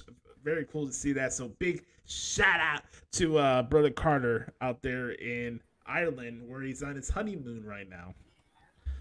No. Any thoughts on that, Chris? Chris, you good? All right, Chris has some technical difficulties here. Yeah, let's continue on here. What the hell is wrong with AEW this week? There's some good stuff. There's some bad stuff. And then it's the stuff that we deal with each and every single week. I mean, I don't know what else to tell people. What could go wrong will go wrong with AEW. I want it to be good. Sometimes they do good stuff, and then there's other stuff where you start questioning your own sanity at times. But before we get started, because, man, there is a lot of things to plug with the Excrement impression this week. I don't know how I'm going to make it through, brother, but we're going to give it a shot. But I guess we should start off what everybody wants to talk about, right? Collision. My thoughts on CM Punk showing up and everything that went down at the United Center on Saturday. Before I give my thoughts, what was your thoughts on the first episode of Collision? Good stuff, bad stuff, anything you want to get off your chest, since this is your first time participating in What the Hell is Wrong with AEW. So say whatever's on your mind, my man. How fitting. I thought Collision was a great presentation on Saturday night. So luckily this Saturday night in Rhode Island, I mean, it was raining. It was nothing much to do. So, tuned in to Collision. I thought the show was a great presentation for the first show. Punk's opening was solid. Main event was solid. I didn't really find any holes in Collision much. Yeah. I mean, the Andrade Buddy Matthews match was great. It was great to see both of those guys get TV time and actually show their capability, and reminding us how, especially Andrade, just reminding us how, good of a talent he is. Because, I've gotten on him on times. Yeah, man. Collision was interesting. Getting to see that set that close to where I was sitting. Like, I thought the set looked good. Yeah, the set was cool. I did not get a chance to watch the full episode yet back with the commentary, but I heard good things from Kevin and Nigel. I heard a lot of people like their duo on. It was refreshing to hear Kevin Kelly and Nigel on Saturday. Which is good. I will say this. It's interesting seeing the wrestlers come back to the backstage area. Some would go through the stage and others would be walking where I was sitting by. It's crazy to see like which wrestlers you're taller than or not in person. And I got nervous a little bit because Aubrey Edwards walked past me and going to the ring. And I wasn't sure if she knew if it was me or not. Don Stevens. She's not listening to the show. Yeah, Don Stevens, the Dead Courts rep, all of them walked past me, and they went to do their job. But the one thing I will say about Collision, though, that just made no sense to me and stupid was the Wardlow Luchasaurus match. First off, I did not think the match was good. Somebody explain to me the point of the title change for that. I don't care if it's the first episode of the show. First off, does anybody give two shits about this feud with him and Christian? One. Secondly, why are we giving Dino Douche 20 minutes of TV time on the first match? This is the thing. This is the first match you're seeing on your new show, and we want to feature one of your up-and-coming stars lose to a guy in his 50s and Dino Douche. I'm sorry, but Luchasaurus, that ship has sailed a long time ago. Right after Jungle Express split up, that ship completely sailed. Sailed left and then sailed far, far away. Yes. Let me talk a little bit about the Punk promo. I had a different vibe seeing Punk in person than it was seeing him at Rampage for obvious reasons. Also, you could look at the ratings compared. If I know, like, people were trying to compare the ratings for Dynamite this week in Collision. You could do that, but when it comes to the Punk stuff, for me, I was kind of curious to see the number of viewers from Collision compared to the Rampage episode he was on, because when Punk showed up on Rampage, what was it, like 1.1 or 1.2 million viewers or something like that? And then he had this Collision show, it was like 800,000. I thought that was very telling. And it was also very telling the number of people at the United Center compared to it was for that Rampage show. Now, the United Center was a good crowd. It wasn't fully sold out. It was a good showing. The crowd was into it, obviously. But I did notice a different vibe from this Punk appearance compared to the one I saw at the first dance. I will say that. Just being there in person. I was emotional just for obvious reasons because that was the first time I saw him back in wrestling in 7 years, so this would be a different mood. But you could really tell the aura and all the backstage drama really permeated how CM Punk was viewed when he came out. And I'm very curious to see how this is going to play out for him in the next couple weeks, because this dude could do no wrong in Chicago. You could say stuff that's worthy of being canceled. He could do this or that. He could beat up a priest and still be cheered in Chicago. That's just what it is with Punk. And I was happy to see the guy. I thought the promo was good. This is the version of Punk I prefer more, where there's no subtleties. He's not kissing the crowd's ass. He's not doing this and that. The Punk that we saw in Collision, that's the one I enjoyed the most. Or even the Punk that we saw on Dynamite last night. That's the Punk I enjoyed the most.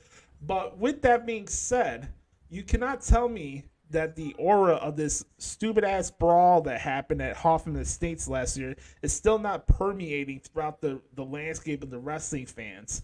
And I'm very curious to see how Punk is going to be received in the coming weeks and on these Collision shows. And he said to the crowd, you could boo me, you could cheer me, but he's definitely turning heel one way or another soon. That's definitely going to happen. So I'm happy that he's back. He looks like he's in a good place. I thought he looked pretty good in the ring. In the 6-man, I thought that was a good main event. But here's the problem here. This is the one problem that I've had so far with Punk since he's came back. Not with him, but this is what another issue with Tony Khan. Overexposure. So we had Punk on Collision, Punk on Dynamite, Punk having an 8-man tag, a match nobody could give two shits about on Saturday with the Guns and the Bullet Club mid. Oh and my then, God. Bullet and then Club has to be the stupidest fucking thing in wrestling today. Yes. And then you got Punk and Kojima at the Forbidden Door. Punk hasn't been in the company for 1 full week, and he's already going to go through 3 matches, 2 promos, and 4 shows. Not even 2 weeks. 4 shows, 3 matches, and 2 promos. And that includes the Open Heart tournament starting too. Yeah. Overexposure. This is, again, Eric Bischoff treating Hulk Hogan and overexposing him. Same thing here with TK and CM Punk. I don't want the guy to get injured. I love seeing the guy, but let's not jam this guy down everybody's throats just because he's back. And the fact that this much buzz comes out of Punk coming back is an indictment on AEW as a whole, because you weren't able to catch the momentum that you're supposed to have. But, we need to rely on the aura of CM Punk that died out 6 or 7 years ago. And that's unfortunate, but that's AEW for you. Yep. Let's get into this stuff with Dynamite, because I don't know about you, man. I'm glad that I did not go to the show at the Wintrust. I was not there last night. I watched this show at home. There was some stuff that I liked, but this Dynamite episode was just mid. I completely agree. Complete 360 from Collision on Saturday. Oh, it's not even close. And think about this too.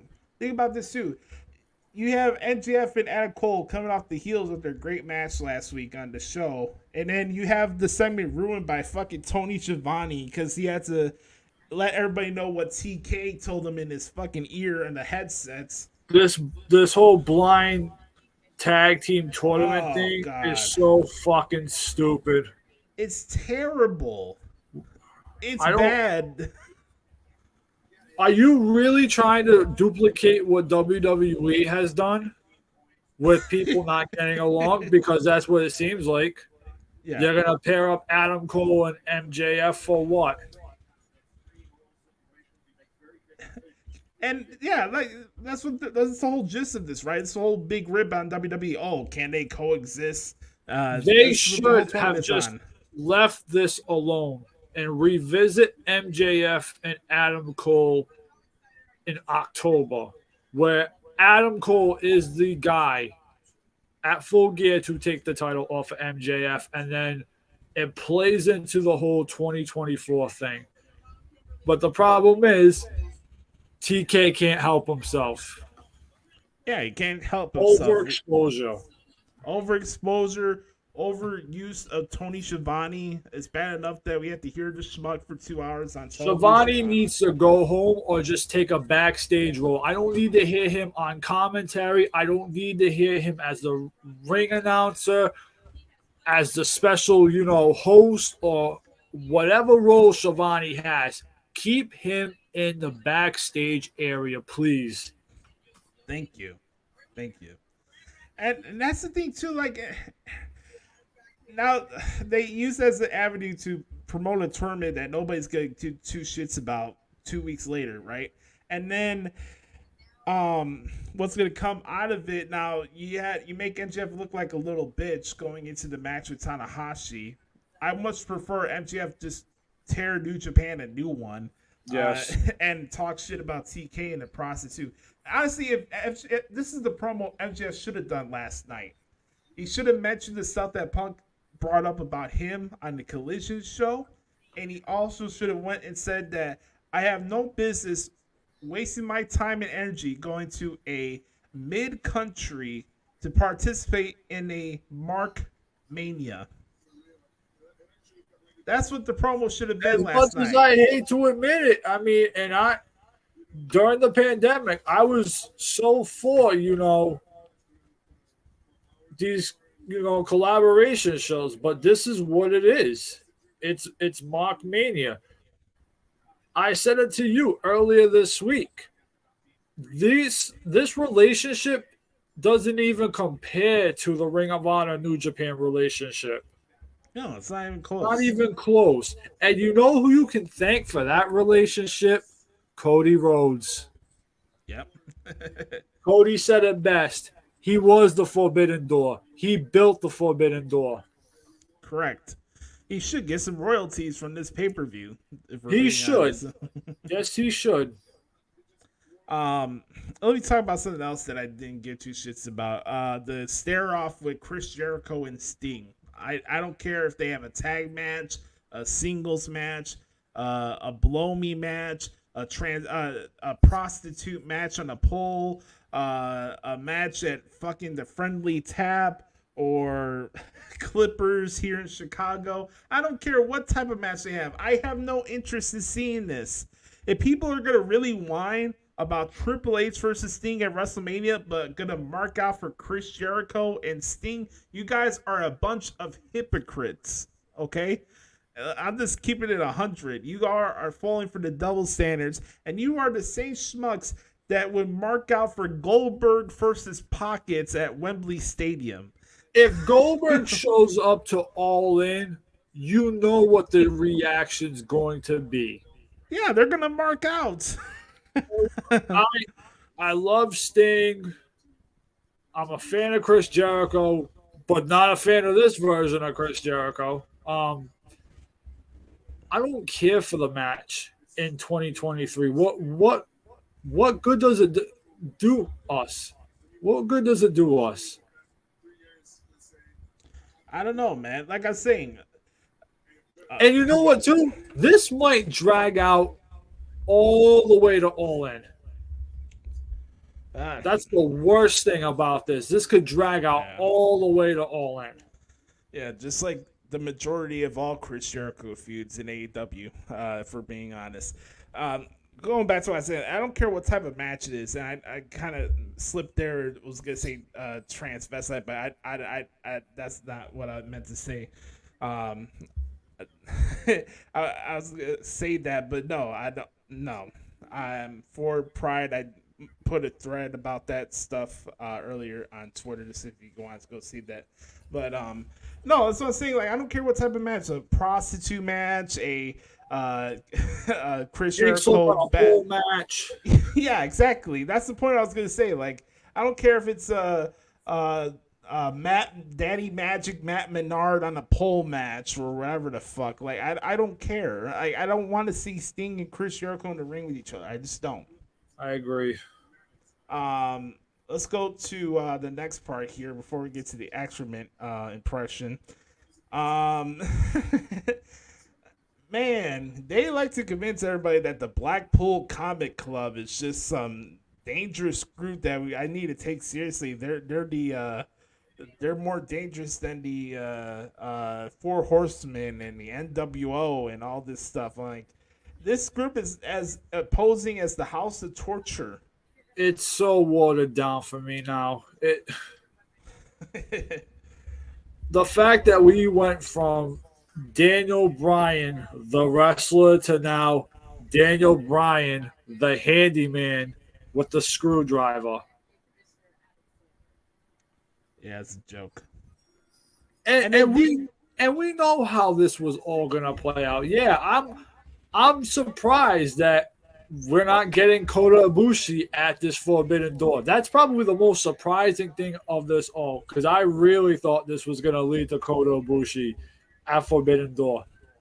Yeah. And then we had Officer Barb Brady in the back with Will Ospreay. He gets a pet talk from Don Callis. Whoopity doo. Keep Don Callis away from Ospreay, please. Honestly, it's a shame that match with Ospreay and Olivier is going to be interfered by Takeshita and Don Callis. I can see it from a mile away. That's the thing. They need to be very wise in what they choose at the main event of this show, because nobody wants faction brawls. You remember how it was last year with Moxley and Tanahashi? I was at the show, right? And then they had this stupid brawl to plug Blood and Guts as the main event was going on. So stupid. So dumb. But, yeah, I mean, Dynamite was mostly mid for me. I was really disappointed with the MJF Adam Cole stuff. And they had good momentum, you know. They had good momentum, and it got ruined by fucking Tony Schiavone. Yeah, literally. The only thing that saved it was both of them telling him to shut up. Yes, exactly. That was the best part of that segment. Well, honestly, bro, like after the Punk part in the beginning of the show, this show just went like, doom, doom, doom, doom, doom. It just fell off really quick, really bad. Before we wrap up this segment, let me do the excrement impression, if that's okay with you, Chris. Yes. And I wrote this down in my notes app so I don't get anything wrong, okay? All right. We have 3 shows to plug. My God, here we go. Coming to you live on Rampage this Friday night on TNT, it's Jungle Boy Jack Perry taking on Doki of Just 5 Guys. We have MJF's first Rampage appearance. Then we'll hear from Adam Cole. The Acclaimant Daddy Ass will be in trios action. Anna Jay will be taking on Sky Blue in the first round match in the 2023 Women's Owen Hart Foundation Tournament. In the main event, it's Chaos taking on the team of the United Empire and Swerve Strickland. From there on Saturday on TNT is episode 2 of AEW Collision. From there we have Andrade Alito taking on the House of Black's Brody King. We'll learn who will be Sting and Darby Allin's tag team partner at the Forbidden Door. Hiroshi Tanahashi will be taking on Swerve Strickland. Nyla Rose and Will Nightingale will compete in the first round match in the 2023 Women's Owen Hart Foundation Tournament. And our main event, it's CM Punk, FTR, and Ricky Starks taking on the team of Bullet Club Gold and the Guns. And coming up on Sunday, live from the Scotiabank Arena in Toronto, Canada, it's AEW versus New Japan Forbidden Door. And the 0 Hour show will feature Athena taking on Billy Starks in a quarterfinal round match in the whole Owen Hart Women's Tournament. From there, we have Sting and Darby Allin and a partner to be determined, taking on Chris Jericho, Sammy Guevara, and Minoru Suzuki. From there, the opening of the men's Owen Hart tournament begins with CM Punk taking on Satoshi Kojima. From there, we have Sonata putting his IWGP World Heavyweight Championship on the line against Jack Perry. 4-way match for the AEW Who Gives a Fuck About Me Championship. Pocket, Zack Sabre Jr., Katsuyori Shibata, and Daniel Garcia. From there, we have MJF looking to put his AEW World title on the line against the ace Hiroshi Tanahashi. Tony Storm against Will Nightingale for the AEW Women's World Championship. We have the 10-man tag team match. It's the Blackpool Comic Club. Takeshi Takesha and Shota Umino taking on the Young Bucks, Heyman Page, Eddie Kingston, and Tomohiro Ishii. From there, we have the dream match. It's Bryan Danielson taking on the Rainmaker, Kazuchika Okada. From there, we have Adam Cole, recently announced, taking on Filthy Tom Lawler. And our main event for the IWGP United States Heavyweight Championship, it's Kenny Omega taking on Will Ospreay. More matches to be announced on Twitter. Make sure to follow Tony Khan on Twitter at Tony Khan and get all your tickets right now at AWTIX.com. That's AWTIX.com. Very good. Very good. Oh man. let me take a swig of water really quick. I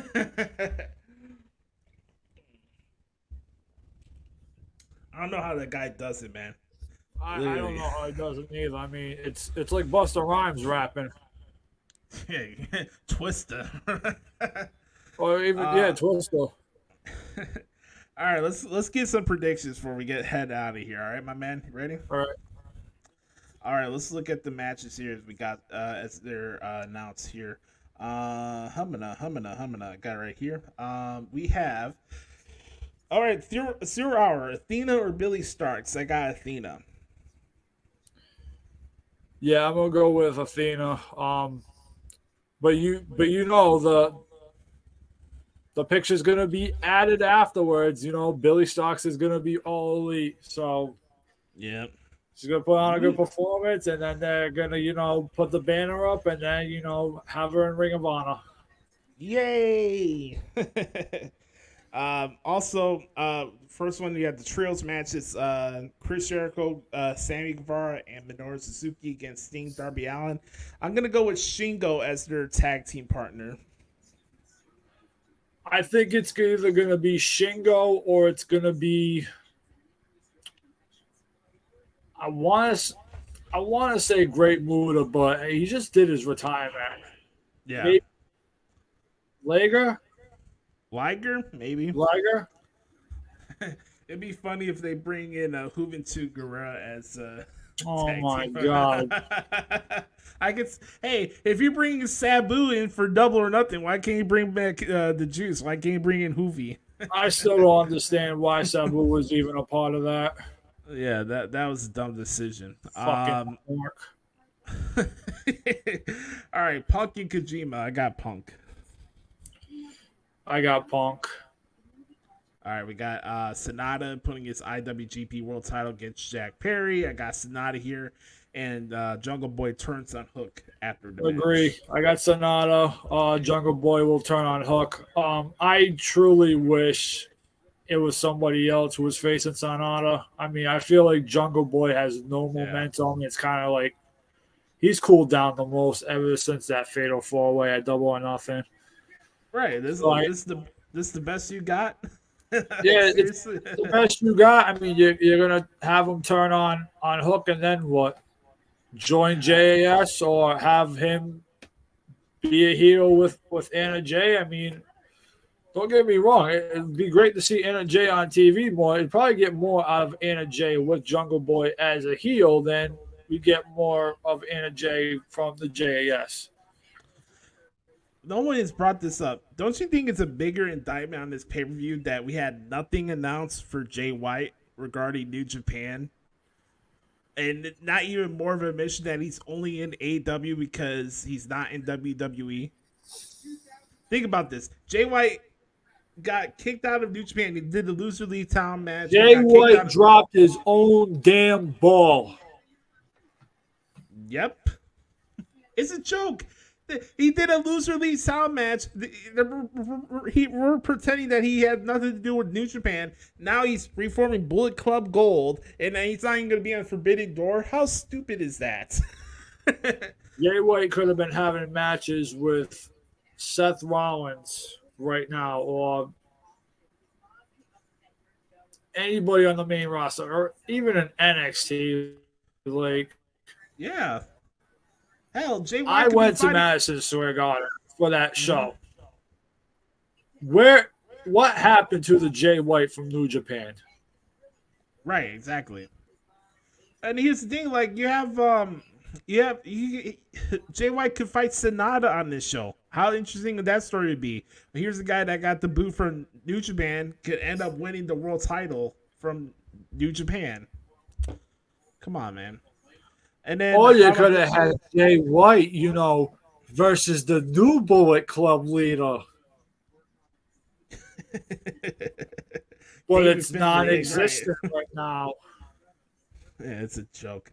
All right, 4-way match for the international title. I want it to be somebody else, but it's gonna be Pockets, right?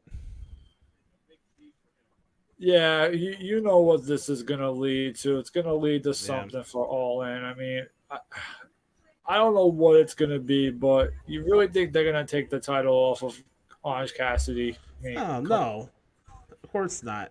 And it's stupid the fact that we have to sit through these 20-minute matches every single week with this dude. All right, next one. MJF and Tanahashi. I got MJF. MJF by a landslide. Yeah, Adam Cole will get in a brawl with him later. Tony Storm and Willow Nightingale for the AEW Women's World Title. Tony Storm's going to retain. I'm going to go with the head case. Tony Storm. Got on her feelings, quit, and then go to AEW to be a head case, have a random heel turn, and just be enabled for being a head case. So Tony Storm retains. Yeah, look how that's turned out. Over, pie being thrown in the face. Yeah, the WWE Rehab Center is a real thing, ladies and gentlemen.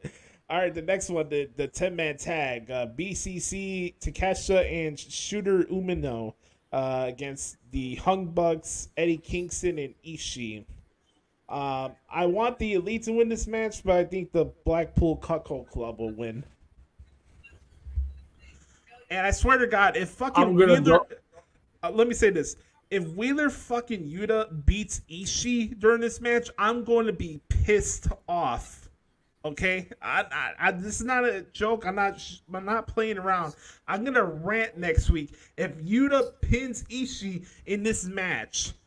You're gonna tell me that Wheeler Useless is more threatening than Tomohiro Ishii? You are on crack. I watched Ishii face Josh Alexander last April. And you can't even compare Josh Alexander and Wheeler Yuta. Oh, God. Damn you, Tony Khan. I can't stand you. I'm going with the Elite. Just end this, please. Yes, end this terrible feud for the once in a God. But they're gonna drag this out more because Don Callis is gonna have Takeshita poking at these New Japan guys. That's gonna happen. Yep. And who's gonna walk through the door for All In? Kota Ibushi. Yep. All right. I mentioned Adam Cole and Tom Lawler. I didn't look at spoilers. I think that's a match that could happen. I saw something on Twitter about that. I don't know if that's confirmed or not. So this forewarning everybody out there. But let's talk about this one. Bryan Danielson and Okada. I have Okada winning this one. I have Okada winning as well. Okada is one of the top wrestlers in the world. Danielson will put on a performance. I think the match will live up to expectations. I don't think the match is going to be 5 years too late. I think these guys are going to tear it up. It'll be a fantastic match, but we'll definitely see that Okada will outshine Bryan Danielson in this match. If it was Daniel Bryan, maybe it'd be a different story. But yeah. Well, when you're surrounded by enablers, led by enabler and Tony Khan, this is the concept that we get. All right. Chop, kick, punch. Yep. Olivier and Ospreay. Does Will Ospreay bring the U.S. title back to New Japan? Yes. Because Omega has not defended the title in AEW. Has not gone over to Japan. Yep. I mean, it probably makes sense to put the title back on Ospreay. I'm in agreement with you, my man. On that note, that is our predictions. No, for the Forbidden Door coming up on Sunday on pay-per-view. No, I will not be spending my money to watch it. I'll find another way to watch it, but I will find a way to check it out, and I'll have a review for you guys for it next week. But Chris, you said you're going to the show? Yes, I'll be in attendance. I'm not doing many shows this summer. As of right now, I'm doing Forbidden Door this weekend, and then I'm doing the AEW show in Boston. I am tempted to do Payback in Pittsburgh come September, but we'll see how schedule works out and everything. There's a few shows I want to attend during the summer. Just not sure if I'll be able to get to them, which is fine. I made my travels last summer. Eventually, other great things will come around. So if I miss out on a few shows, it is what it is. Yeah, man, definitely recommend you going out to Pittsburgh. I was there in Pittsburgh a couple of years ago. I love the city. It's a blast out there, man. On that note, ladies and gentlemen, you know what it is. We ask the question every single week. What the hell is wrong with AEW? This has been What the Hell is Wrong with AEW. Everything.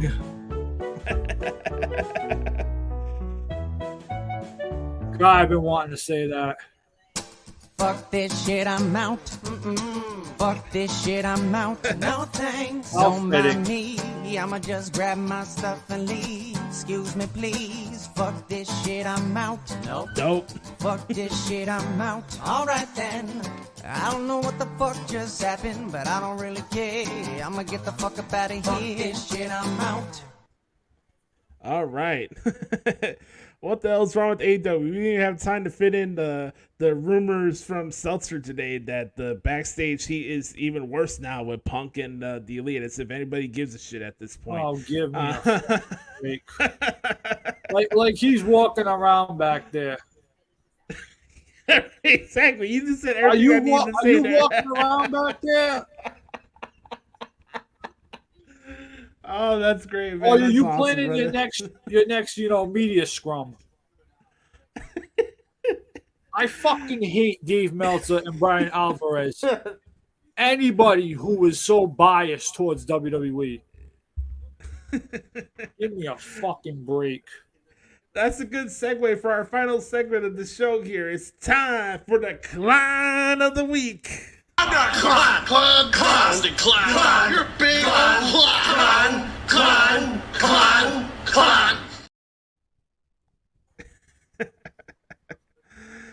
Oh man, the CLAHN of the week.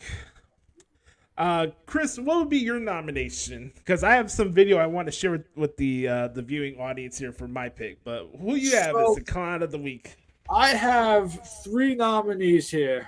2 of them actually, are from this week, and one of them carried momentum from last week into this week. So my 3 nominees are Mike Green for being a fucking Jets homer on Get Up, wanting the Jets to sign Dalvin Cook and DeAndre Hopkins. Well, guess what? They're not going to the Jets. Right. And this is a hot take. The Jets will finish under 500 this season. Wow. Not even making the playoffs? Nope. Yeah, Get Up. I'm sorry, Brother Carter. That show sucks.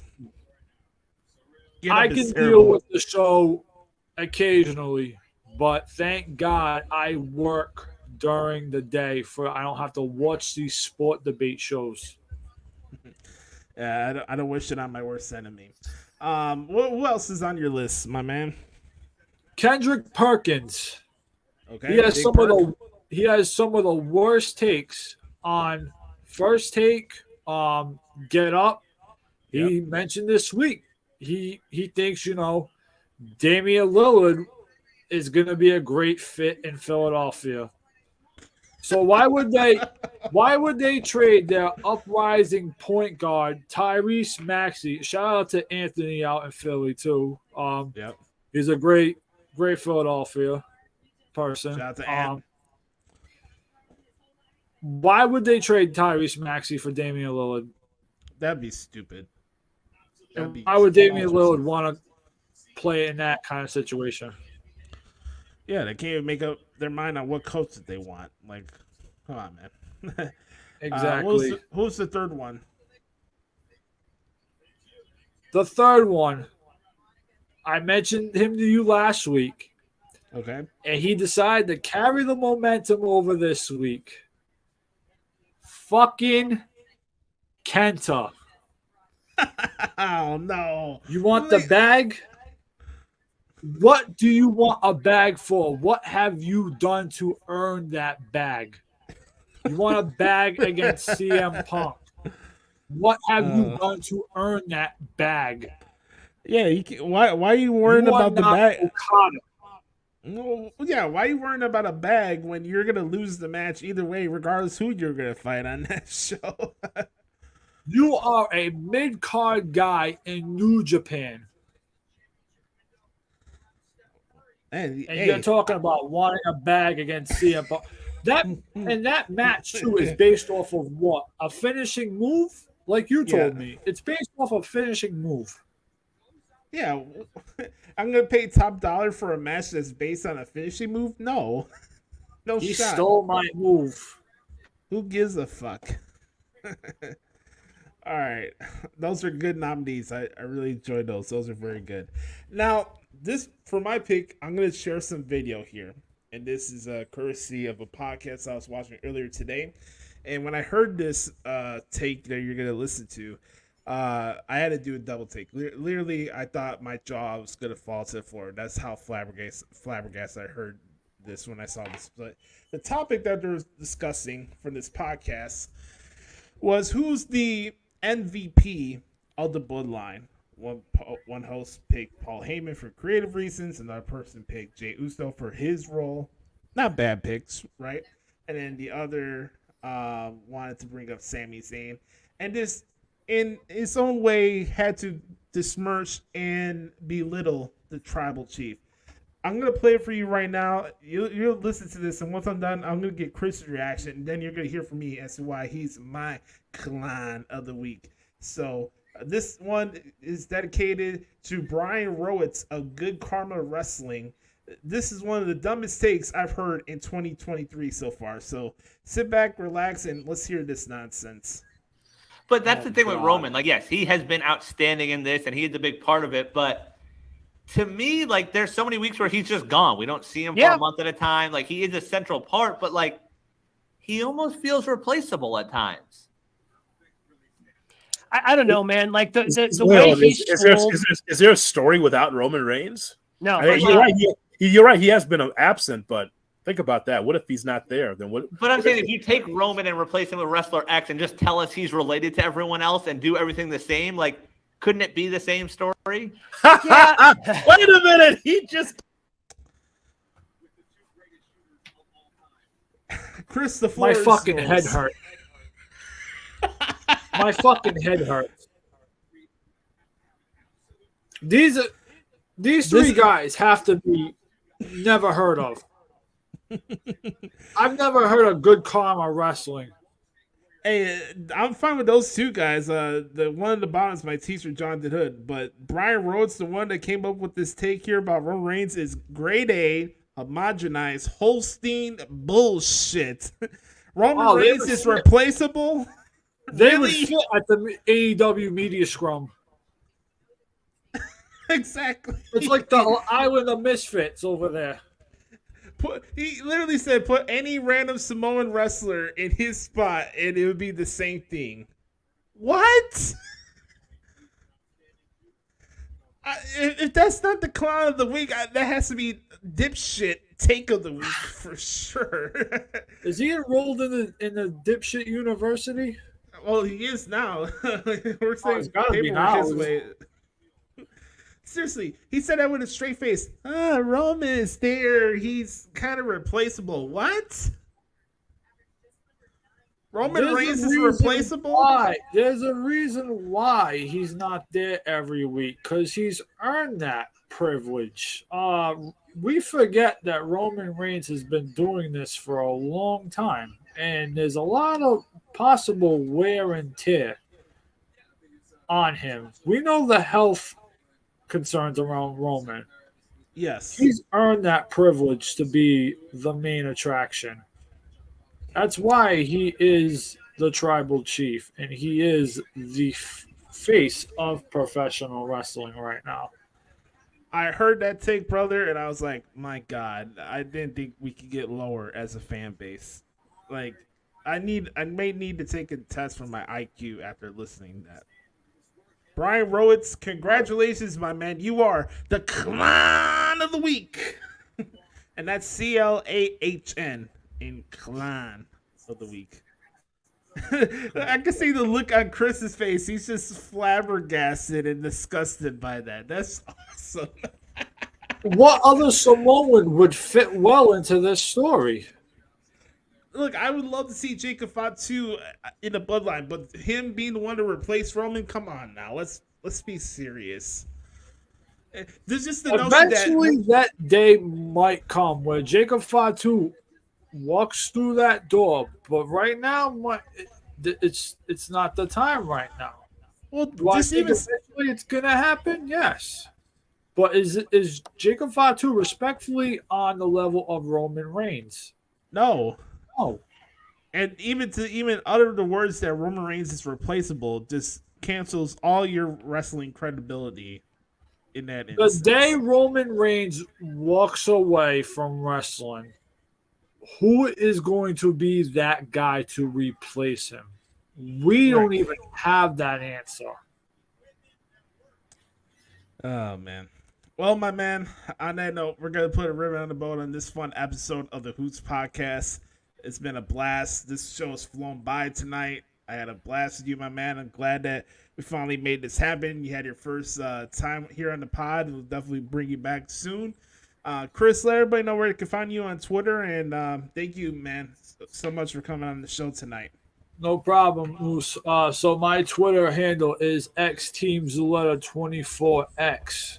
Nothing more will be on that page besides a whole bunch of sports and my whereabouts. I know I'll post what I'm doing currently during the day or so. But yeah, there'll be nothing but, basketball, wrestling, football.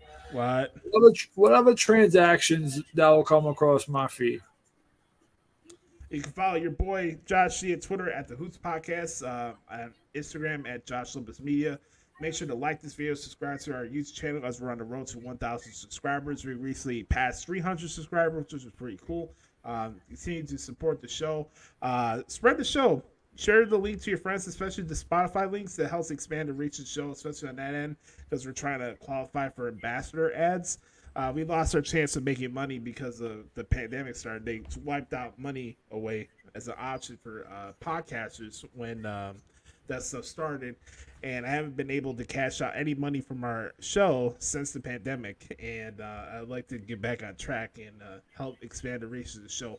And we're getting very close for reaching 1 million downloads for the podcast. It's really cool.